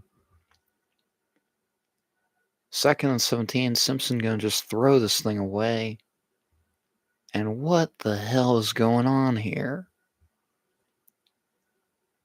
Why are we not getting blocks today? This is just getting ridiculous, man. 55 rushing yards on the opening drive. Only 2 yards since that. And this Florida State crowd is hyped. Peak Wolverine and Deadpool again. Those costumes do look cool. Well, how are the Crimson Tide going to get out of this one? Let's find out. And it looks like we have a timeout called by Alabama. I swear to God, if we use all our timeouts before the end of the third, I'm going to be mad. Because that is literally the Frank Reich way of keeping time. Or, I'm sorry, that's the Frank Reich clock management method.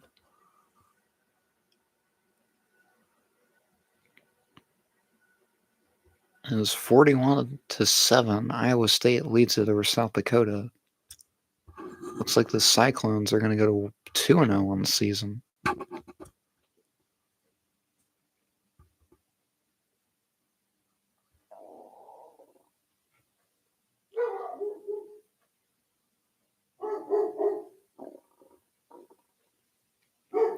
Oh boy, a big third down here for the Crimson Tide.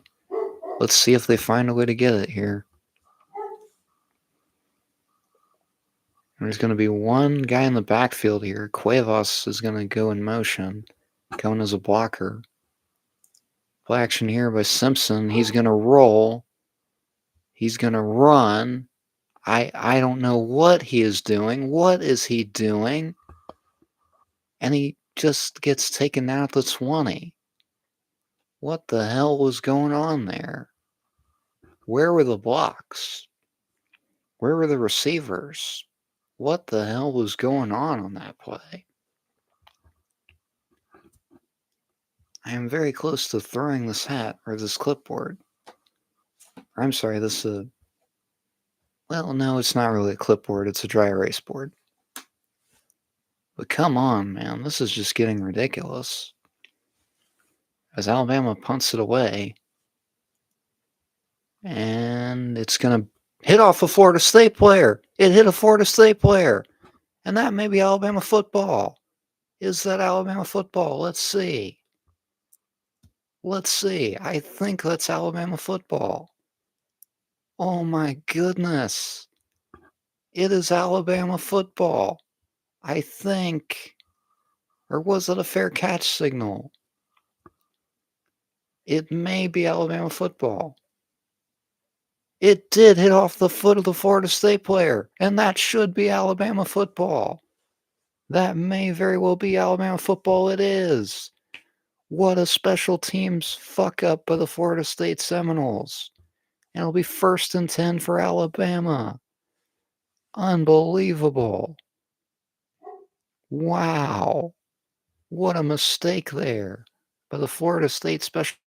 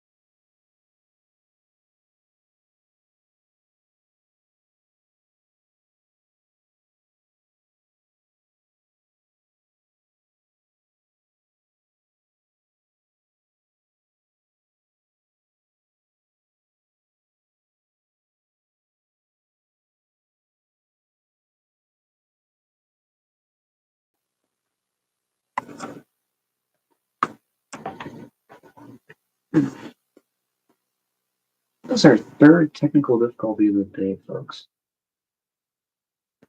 Come on. We got technical difficulties again. Ugh. The Tide are down 14 on your technical difficulties again. Come on, computer. You have one job, man.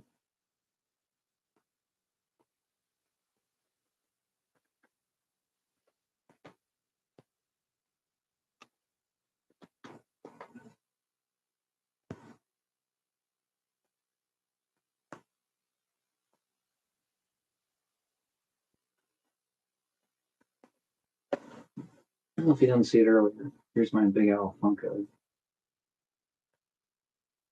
Big Al is probably the best mascot in college sports. I don't know if he's there today in Tallahassee. I haven't seen him yet. So hopefully he's there. Because we need him right now.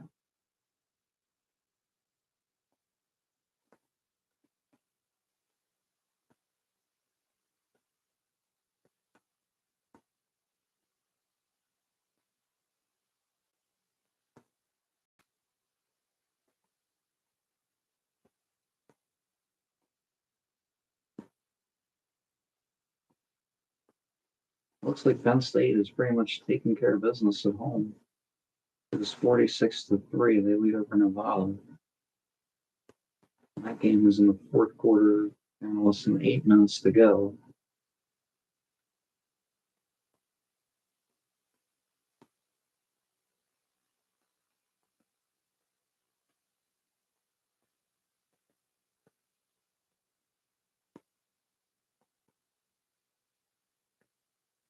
Looks like we're about to come back from commercial with this Alabama Florida State game.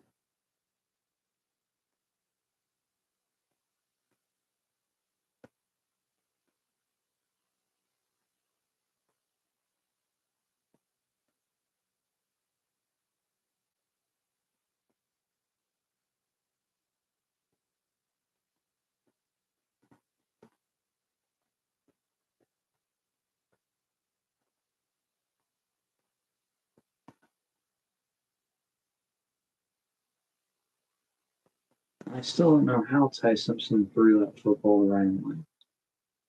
He should have just ran for the first down.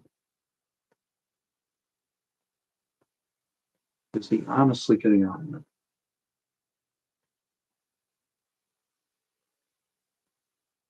But I'm not going to be overly critical. I get it. This is his first big game. It's on the road. And Castellanos is going to be sacked. It is sad. Making a great play. And the Crimson Tide with another huge stop.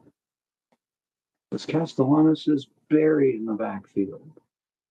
And Florida State's going to have to punt the football back to the Tide. That was huge. This Crimson Tide defense has shown up and shown out in the latter half of this game. It's going to be 4th and 17 for the Seminoles, and 43 punts it away. And a good fair catch signal there by Mbakwe. It'll be 1st and 10 for Alabama, and I believe they're on 26-yard line.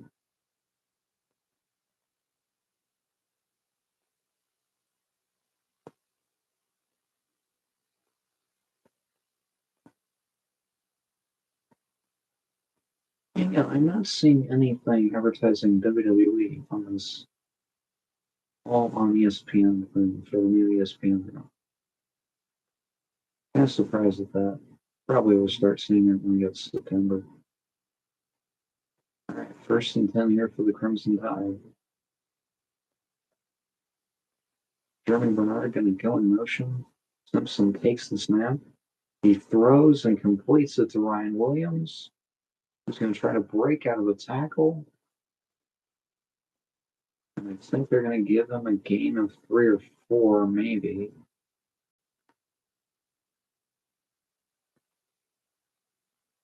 And Ty, you just got to get better at playing against pressure. It's okay. I'm not going to be overly critical of this guy. He completes it to Cuevas, and that's a first down. There goes Josh Cuevas. Cuevas down the sideline. And he's down close to about the Florida State 30-yard line. Or that might be the Alabama 30-yard line. I forget. And he comes up injured. What's going on? And no, it is the Florida State 30-yard line. What a great play with a big man. It's going to be 1st and 10 for the Crimson Tide as they continue near Seminole territory. Simpson going to throw and completes it to number 4. And he's going to get a nice minimal gain there. A good throw by Ty Simpson, and that was DJ Hill making the catch. It's going to be 2nd and 7 here for the Crimson Tide.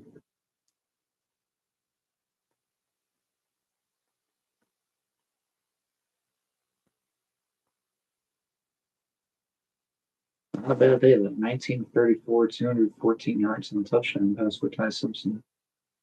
Simpson hands it off. And there goes Riley, and he gets a nice gain on 2nd down. It's going to be 3rd and short here for the Crimson Tide.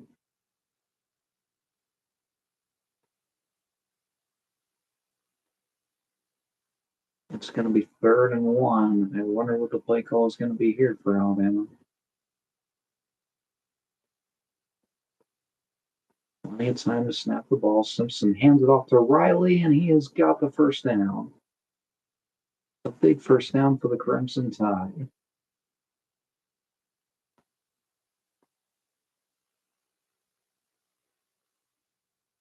And let's see what's going on here. An injured Florida State player. It looks like that is, I want to say that's Wilson who's shaken up there. He is down, and it does not look good, folks.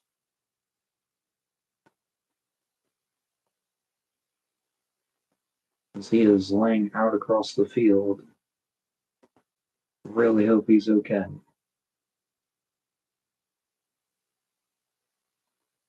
Not quite sure what happened there.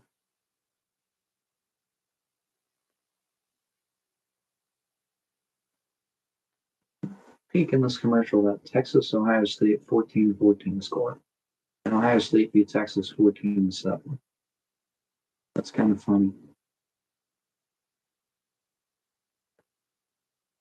You know, I think it kind of makes sense that you're seeing Ty Simpson struggle, you're seeing Arch Manning struggle. This is these guys' first year as the starting quarterback of their team, you know? And they're both going on the road to hostile environments. But if you ask me, it's pretty much justified why these two are struggling. But Simpson, I think, is doing better out of the two. Because he has not turned the football over. They've made some questionable play calls, I must admit. But all in all, he's played a good, clean game so far. So they've done a good job of staying in this game.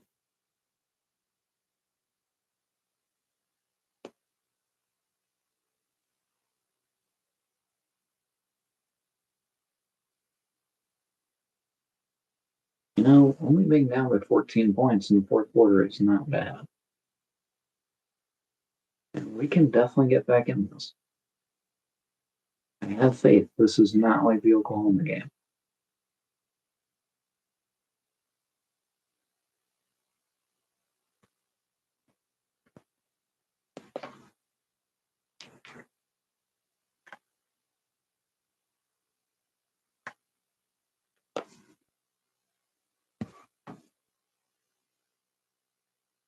Ugh. Where people always make sure to hydrate. Hydrating is important.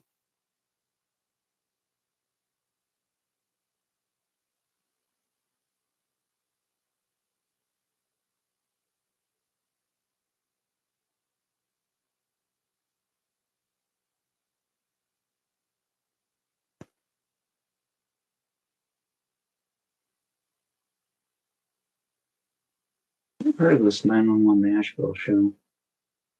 I thought about watching it, but it's kind of like, no, those aren't really my speed. I kind of like figuring out the crime shows, especially the high potential show. It's really good, and I highly recommend it. And there's Kate Klubnik making the walk at Clemson. Because that LSU Clemson game is going to be big. They've been hyping it up all day, folks. And they pretty much hyped it up for 2 weeks, I'd say. Simpson takes the snap. He's going to throw on 1st and 10. It's caught. Jeremy Bernard. What a dart by Ty Simpson on the run. And what a catch by Jeremy Bernard. It's going to be a 1st down for the Crimson Tide. And this is why I say don't stop believing. This team has a chance to get back in this. It's not over till it's over, folks. What a great throw and what a great catch. It is 1st and goal for the Crimson Tide.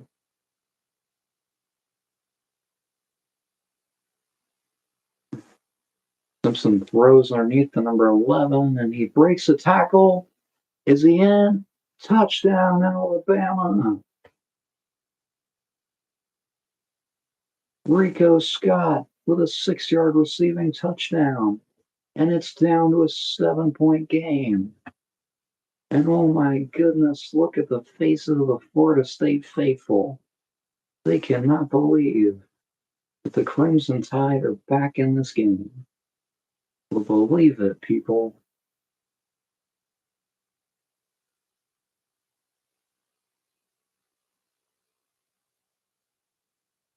Oh, crap. Are they going to call this back? Don't tell me. That's a touchdown. That's a touchdown. The ball's over the pylon, man. I swear, if they call this back and make us score it from the goal line, I'm going to be mad.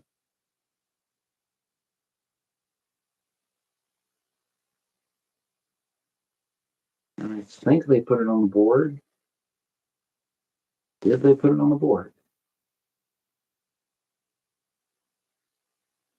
And Little Junior, it looks like he is coming back into the game, or he's going to the locker room. I don't know. And it looks like they're going to keep it on the board. But that is going to be a touchdown for the Crimson Tide. I've not seen anything saying otherwise.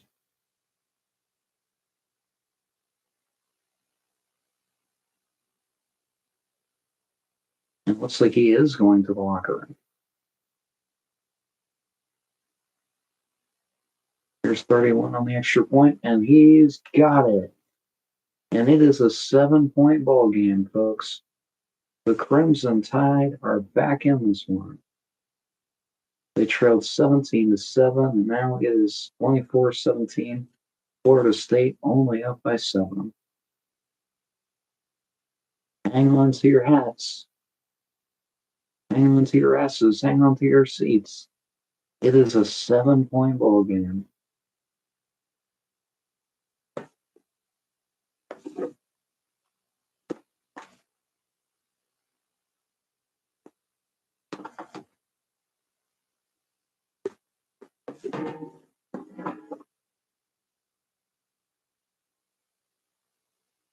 It is now a 7-point ball game.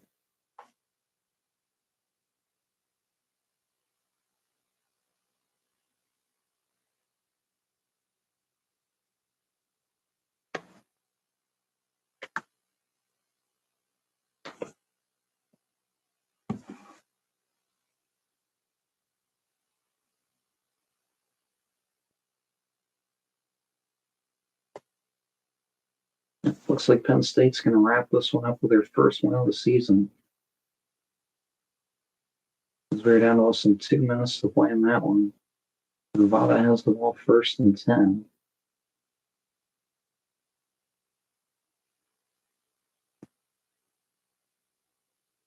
And how in the world did number 10 just complete that? It's number 26. Looked like he was hit as he threw it. And he somehow completes it. Can we get a replay on that, please? No, it looks like we're not going to get a replay. But an insane effort by number 10 for Nevada. And look at him go. And number 10 is going to get a first down. I'd imagine Penn State is playing freshman right now. But what an effort there.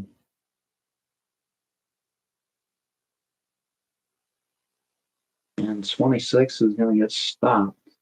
Let's see if we're back from commercial. We're not back from commercial. And 10 going to launch it downfield, and that's going to be incomplete. Good coverage by 17 on number 1 there.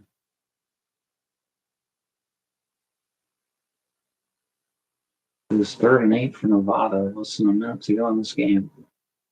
And they look to at least get out of this game with a touchdown. At least put 10 points on the board in this game. And that's not a terrible thing when you put up 10 points. You know? Not a terrible thing at all.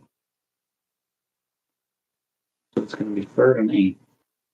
Considering this is a Nevada Wolfpack team who's playing a Big Ten team in Penn State, who's ranked number 2 in the nation for a reason. You know, if they don't put Ohio State at number 1, it may be Penn State at number 1. Because this is just a dominant performance by this Nittany Lion team. Great job by Penn State. That's why I have them as one of the favorites to possibly win this year. Because they just continue to have great performances like this. And we're back as Alabama kicks it off back to Florida State. And all right, let's see what this Titan defense can do. Can they find a way to finish off this Florida State offense?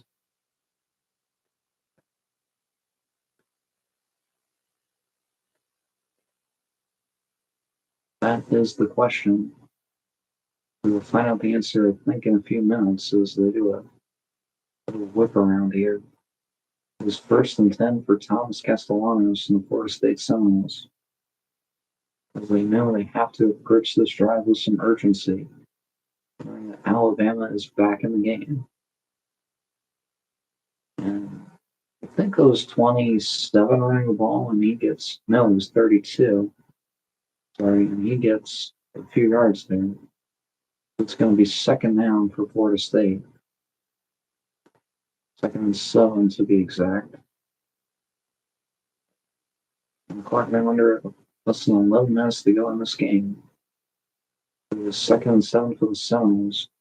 Thomas Castellanos keeps it himself, and he's going to be stopped short of the first down. So it'll be 3rd down. And this is a big 3rd down here for Florida State.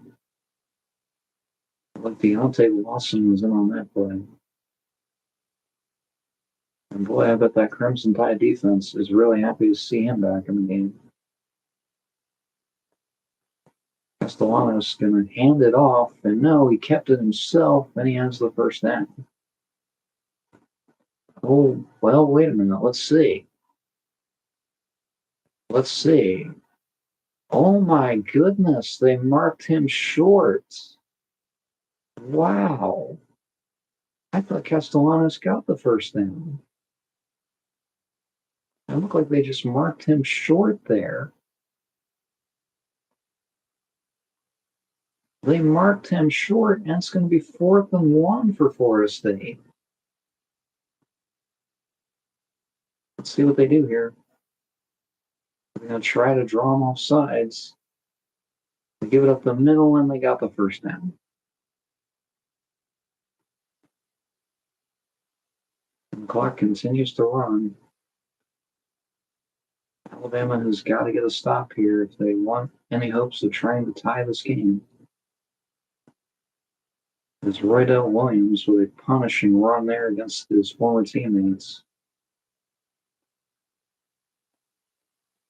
19 goes in motion. Play action. Castellanos is going to try to escape, and he throws this to the Alabama sideline. And 22, that is Overton, who makes the catch on the Alabama sideline there. The Crimson Tide. I think this will be a fun role in college football. If you throw it to the opposing team's sideline and they catch it, that should be an interception. I think that'd be kind of crazy if they did that. So it is 2nd and 10 here for Florida State. Castellanos takes a snap and keeps himself, and he runs into Jackson. Leads this Crimson Tide defense there. And oh, you gotta be kidding me. What? No. No, no. No. What? You gotta be kidding. No, it's not a personal foul. It's a clean tackle. Are you kidding me? Come on. Come on, man. What? That's terrible. I'm all for player safety, but that's a terrible call. It was a clean tackle. And the Alabama defense able to swarm the Florida State running game there. It's going to be 2nd down for the Seminoles. Overton led the charge. It'll be 2nd and 9 for the Florida State Seminoles. There have been some questionable calls today.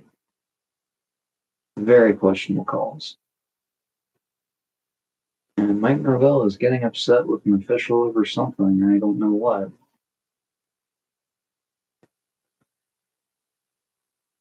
And what is going on here? Something about Hill Green? And why did Alabama have to call timeouts?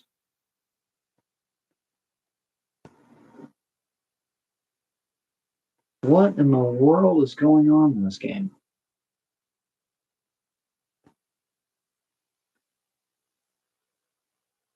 Did he have to come out of the game for some odd reason? What is going on, man? This is just crazy. Alabama is now down to their final timeout in this game.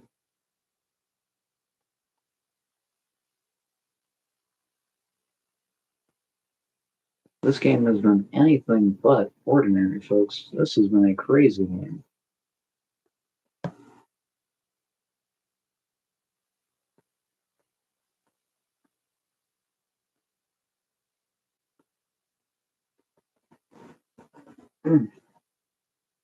My leg is sore. Ugh. No, I'm not doing another pipe bomb. I'm just doing a crisscross applesauce. Ow. This is why I can't wait to have a desk and a chair. It'll be a lot more comfortable.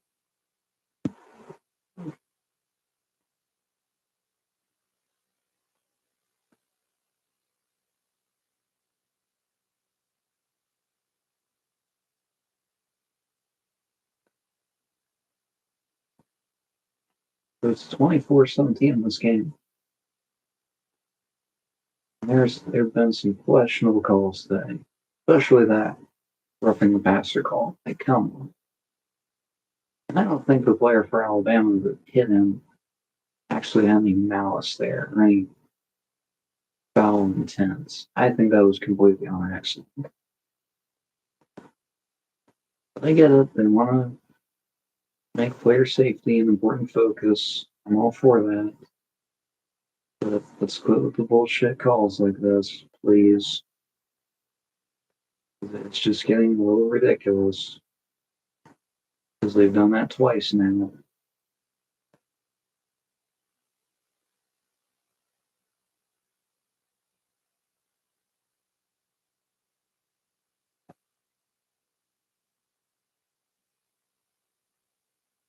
And hey, what do you know? Nevada did score a touchdown.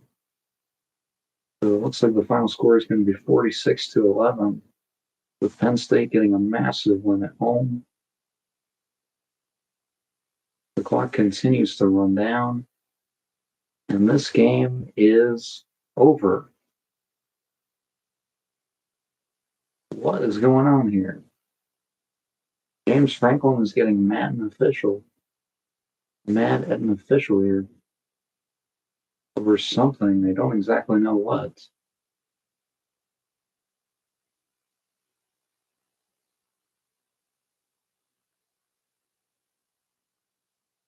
Penn State takes care of business here in week one. And what did I miss? Did Florida State just make a big play? Let's see. And they ran that damn reverse again. And they got a big gain of yardage. Castellanos on 1st and 10. He's going to run. And he's going to get his. He makes a slide there. I believe it was Crenshaw for the time. It's going to be 2nd down here for Florida State. Oh no, please tell me they're not going to make us call our last time out.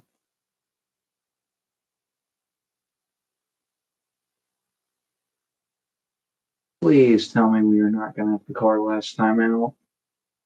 Because we saw Latham down.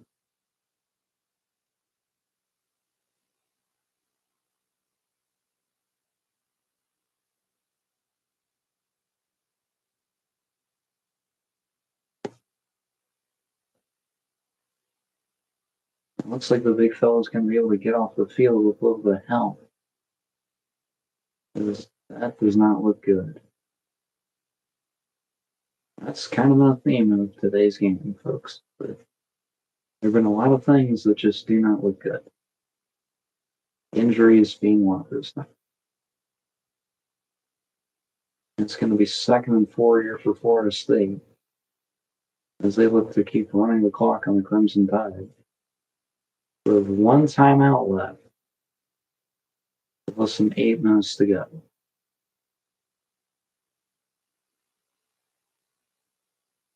It's a handoff to 27, and he is going to score a touchdown. Oh my God. All right. Gavin Sawchuk with a touchdown run. There goes the whiteboard.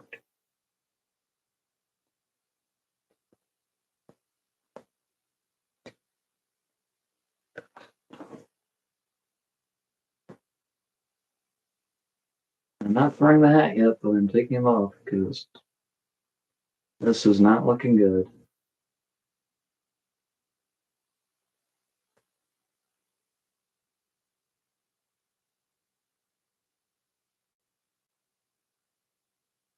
Especially with us only having 1 timeout left.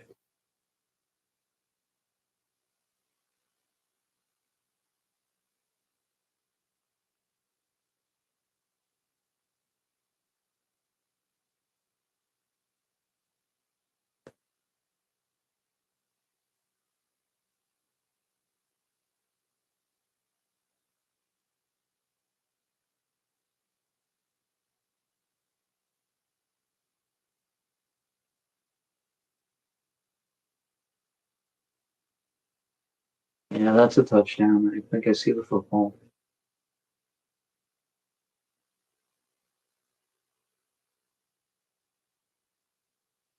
Please just say it's a touchdown. I do not want them having another chance to run more time off the clock. Jesus Christ, it only took you fucking. Actually, that was kind of one of the shortest reviews today, I think.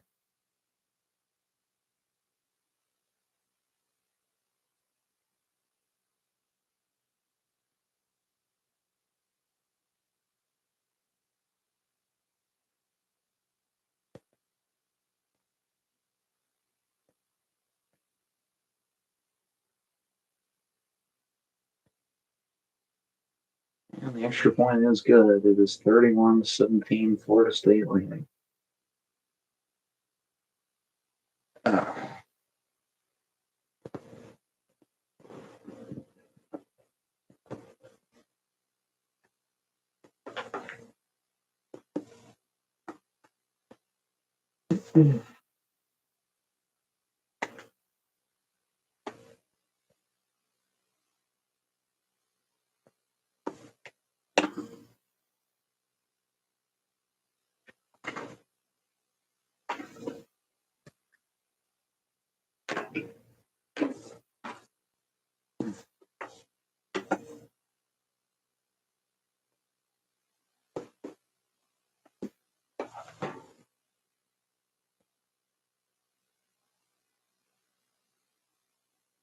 Ah.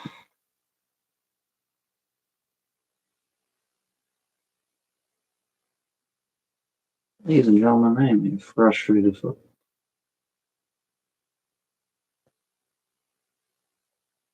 It looks like Alabama is going to start the year the same way they ended it, with a loss in the state of fucking Florida. Hmm.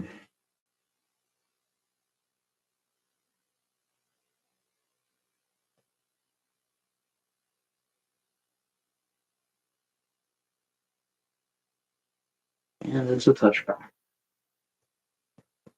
And let's just see what this offense can do. If they can do anything. I shouldn't say that because they scored a touchdown on the last drive.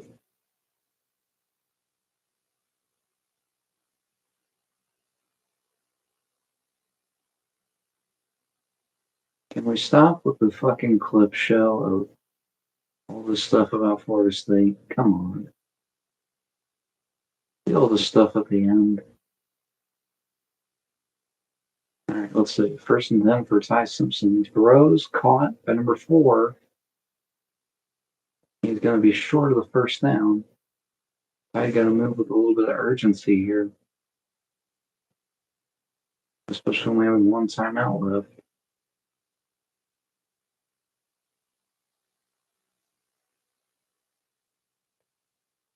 Simpson throws and it's incomplete, intended for Josh Cuevas.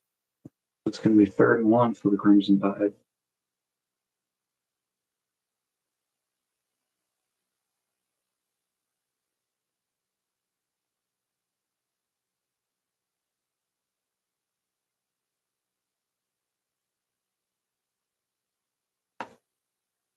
Simpson throws incomplete, intended for Ryan Williams. Oh my, what is this play calling today? Why would you call a screen pass on 3rd and 1? Oh my goodness.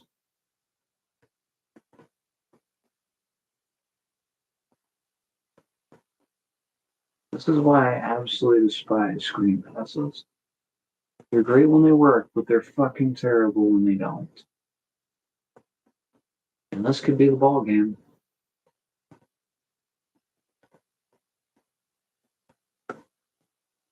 Oh, for the love of God.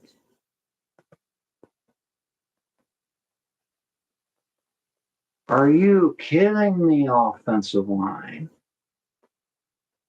Unbelievable.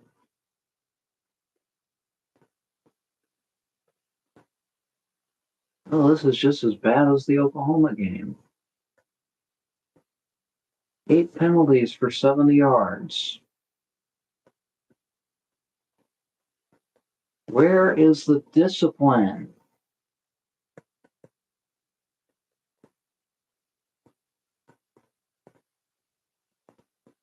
And it is complete to Scott. Thank God they got the first down. Come on, Bama. Come on, Bama. Come on.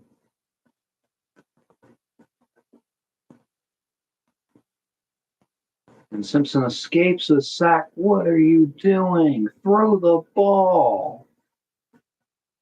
Oh my God, this is like watching Carson Wentz when he was a Colt.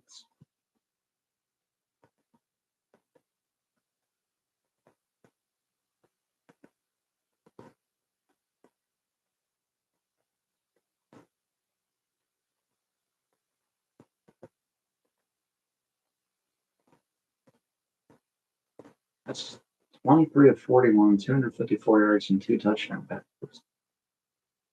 That's not bad, but it's 31-17.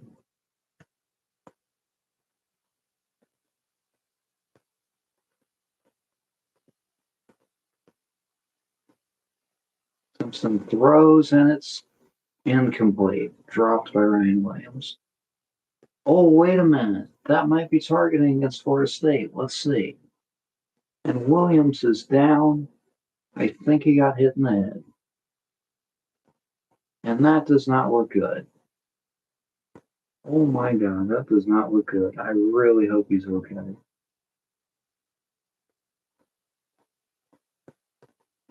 Yes, thank you. You finally call another penalty against them. Unbelievable. You let them get away with pass interference. And now you call this. Thank goodness you call this.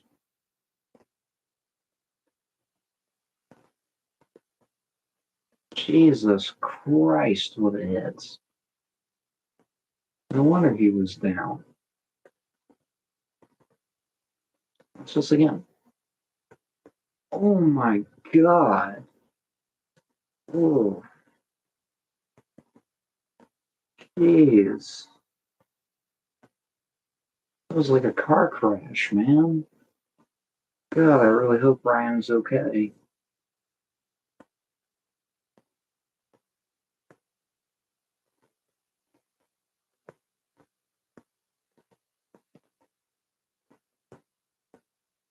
Yeah, that's contact to the head or neck area. Get Little out of the game. That's targeting. Get his ass out of the game.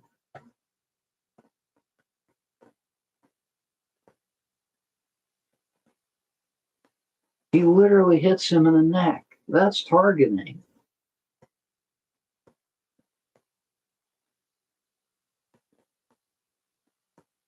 What? Are you kidding me? That was targeting. Unbelievable. That was targeting. You have got to be kidding me. How is that not targeting? Look at him. That man is getting rushed to the locker room. What the hell? This is just. This fucking officiating crew. He's literally getting rushed to the fucking locker room. And you're telling me that isn't targeting? Unbelievable. Come on, Ty. Come on, Ty. Just throw the ball, Ty. Good Lord.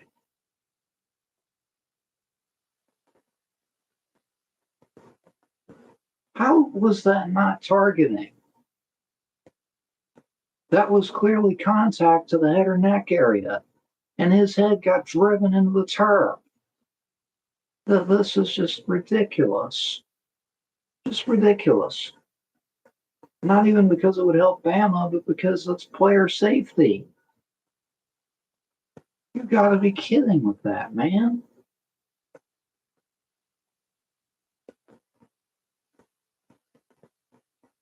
Man, I really hope Ryan Williams is okay. It's 4th and 10 for the Tide, and Simpson going to try to get away. And look at Ty Simpson run, and he might have got the first down. Let's see. He might have gotten it. I don't know. I don't know.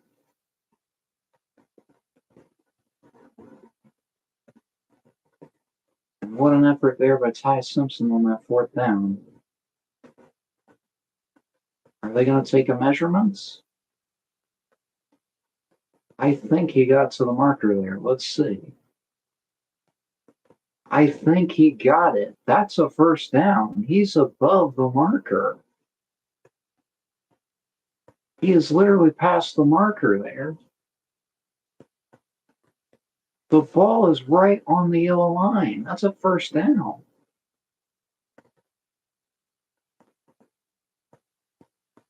They're going to mark him short, aren't they?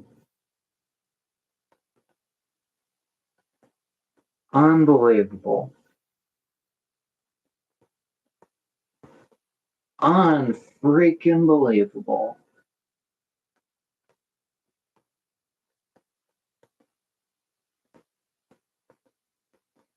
All right, there goes that. We can't get a call for targeting, and then they mark us short of a first down. You gotta be kidding me. You have got to be kidding me.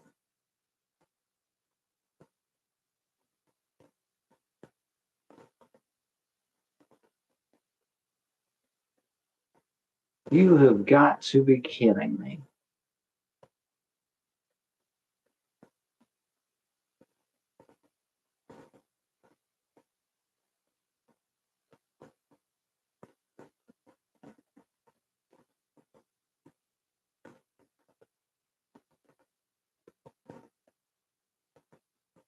The ball is on the line. That is a first down.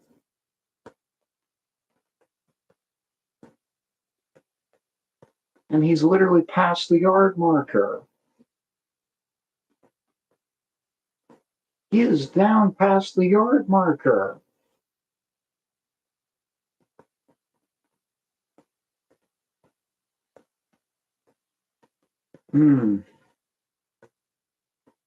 It's going to be a few weeks before I do another Alabama stream.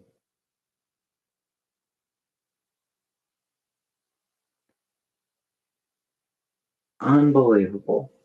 Just another unbelievably bad call by this officiating crew. You have got to be kidding me. And now Florida State can just run out the clock. Might as well just call this last time out on this run. Ugh.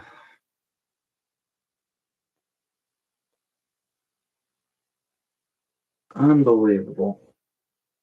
Unbelievable.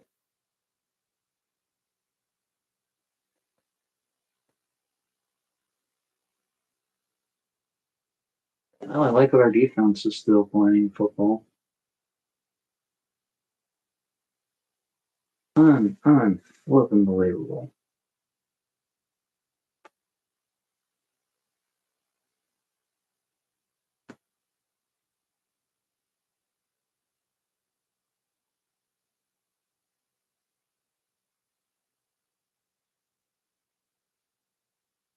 Well, it's 2nd and 9. The unfortunate thing is we're down 2 scores.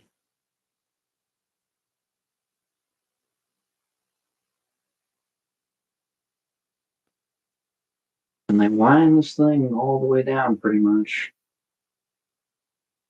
And Castellanos gets a first down. Call the last timeout. Unbelievable. Just unbelievable.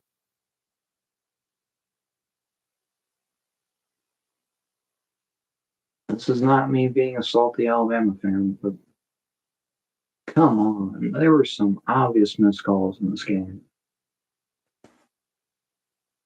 And the boys did a good job of not turning the football over. The 4th down calls, I will admit, were very questionable. But come on.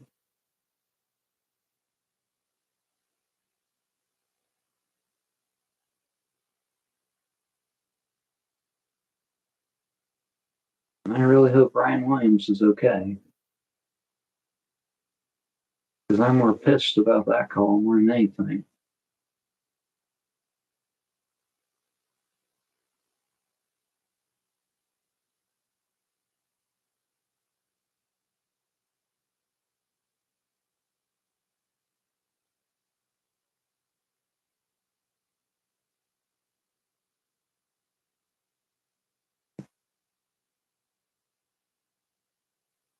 I know, guys. I know. It's hard to believe that we really just lost to Florida State.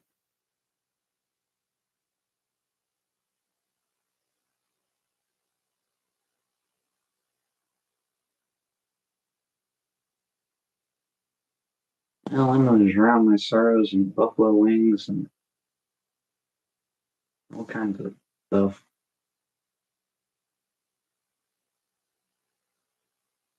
Wow, 23-0 in season openers since 2002.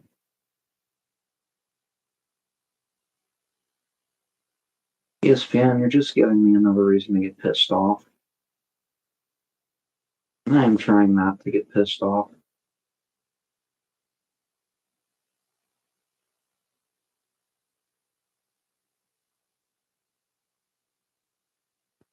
This is what we call rubbing salt in the wound. And it looks like a first down for Florida State, and this is going to go down to the 2-minute timeout.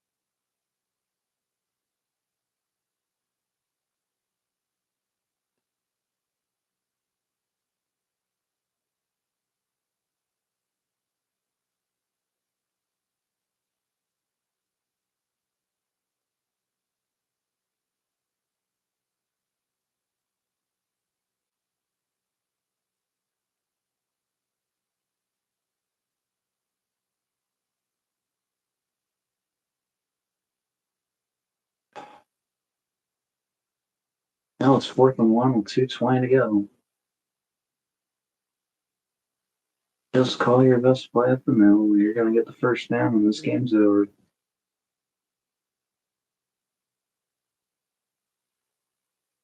Yep, and they run a pitch to the outside, and they're going to get the first down. It's over. It's over.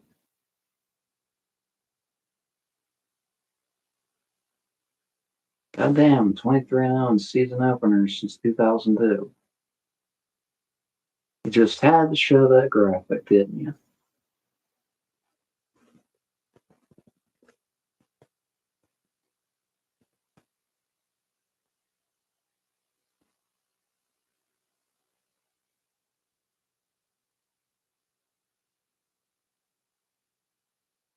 How do you lose without turning the football over like this?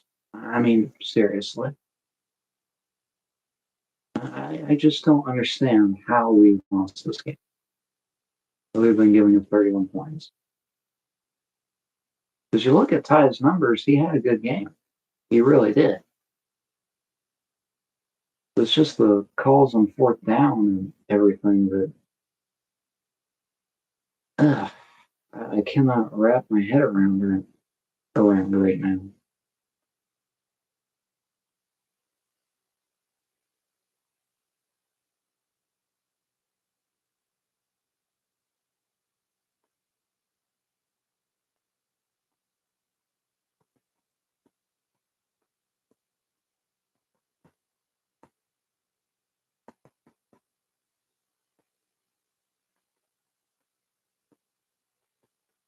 That's what I'm really struggling with, I think. It's just that.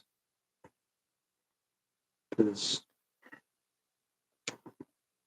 we should have won. We played a great game. Made some stupid mistakes down the stretch, but I think all in all, we did a good job of playing a good, clean game. 8 penalties for 70 yards, that's bad. Definitely. Like, what the fuck? What has happened with our offensive line? We bring in these great guys in recruiting. Can't teach them to be disciplined worth a fuck anymore.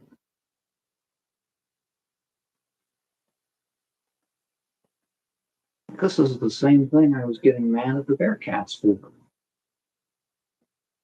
You gotta have good discipline up front on the offensive line. You cannot commit stupid false start penalties. You cannot get called for holding. You can't do stupid shit up front.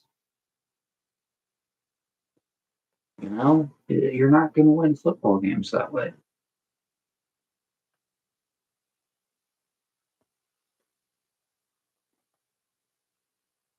You're just not going to win games that way.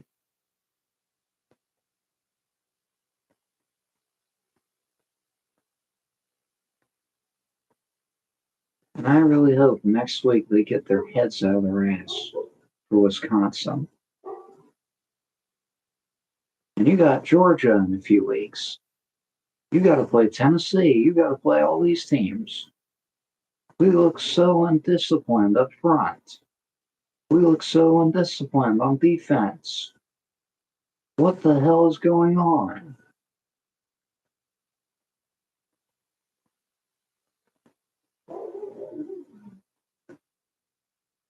Like, what the hell is going on?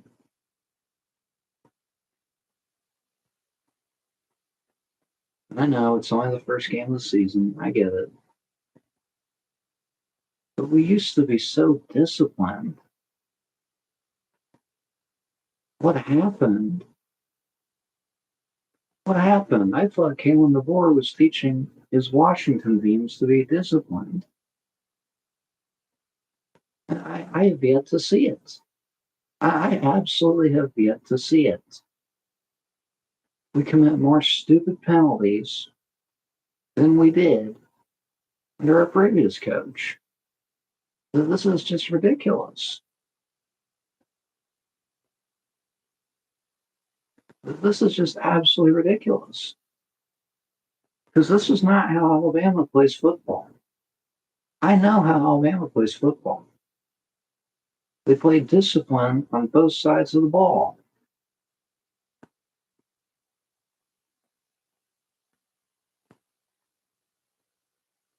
That's why I'm getting mad. It's not because Florida State won. No, they played a great game. They found a way to beat us. They played a great game. They should be jumping up and down on their sideline right now. They should be doing the tomahawk chop. What makes me mad is how undisciplined this team looks. We are Alabama. We do not do stupid shit like we did today. Because this is the same stupid shit that cost us the game against Oklahoma.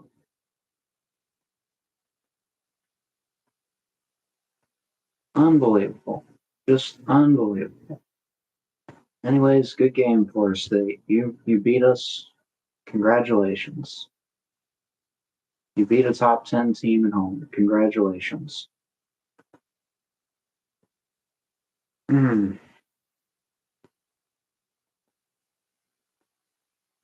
Man, this is a gut punch.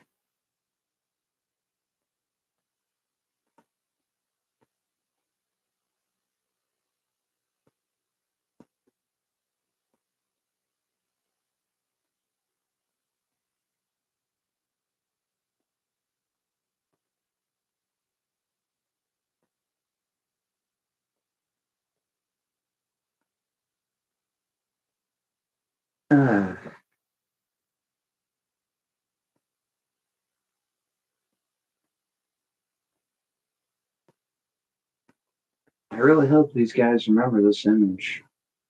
Watching all those Florida State fans running across the field. So they get their heads out of their ass for next week.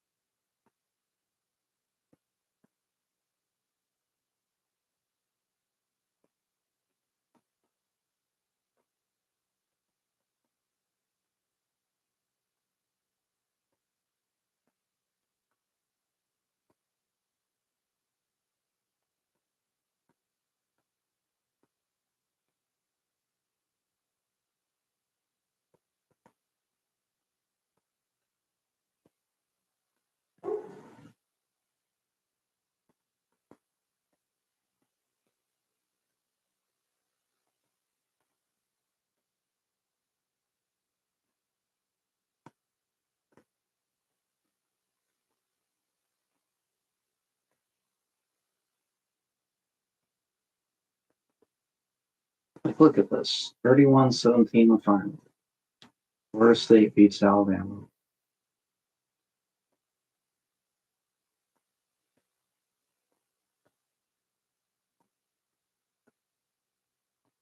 God damn it, man. Uh,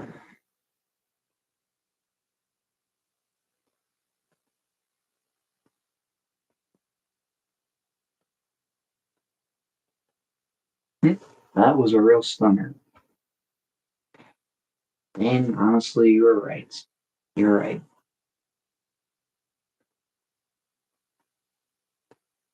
What are your thoughts? Well, I'll be honest. That is the most undisciplined Alabama team I've ever seen. Absolutely undisciplined. You're committing stupid penalties on the offensive line. You're doing the same frickin' thing on defense. As God is my witness, I miss Nick Saban. I know it's just one game. It's just one game. But for the love of God, I didn't expect them to be that undisciplined. I thought the not making the playoff, the losing to fucking Michigan again, would have been enough to get it in their heads that this is not Alabama football. This is not how you play Alabama football. This is not Alabama football at all.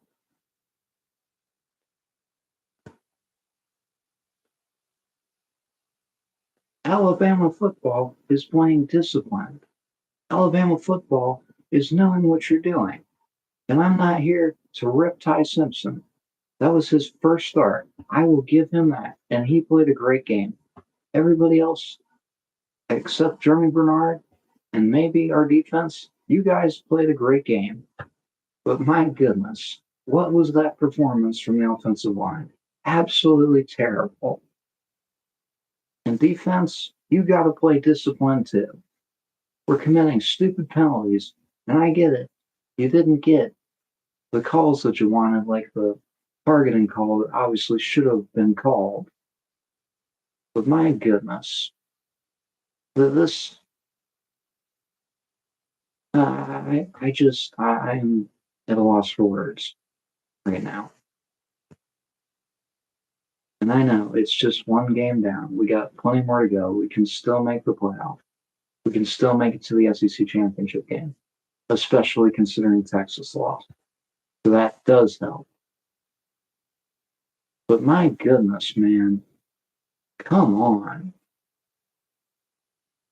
We are Alabama. We don't lose on the road like this. But we don't lose on the road like this. Did we win a single road game last year? I know we won on the road against LSU. I know we did that. But my goodness, this is just absolutely terrible. I'm not here to rip DeBoer. I'm not here to rip the players. But what the hell was that? That was not the Alabama football I know and love. You know, it really was not. And I hope next week that they play better football against Wisconsin. Because if we lose to Wisconsin, I'm going to be freaking livid. And if we lose to Vanderbilt again, I'm going to be freaking livid. Because this is not Alabama football. No, sir, this is not Alabama football. Like I said, the Alabama football I know is good, disciplined, clean, playing football. It is not this. It is not whatever the hell that was today. Ugh.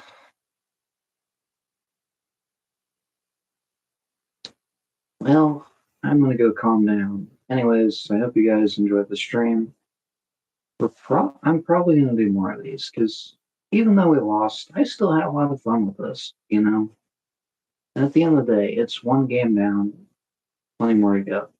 So at the end of the day, the tide still rolls. At the end of the day, we're still Alabama. But yeah, obviously not happy with this loss. But the tide rolls. It'll always roll.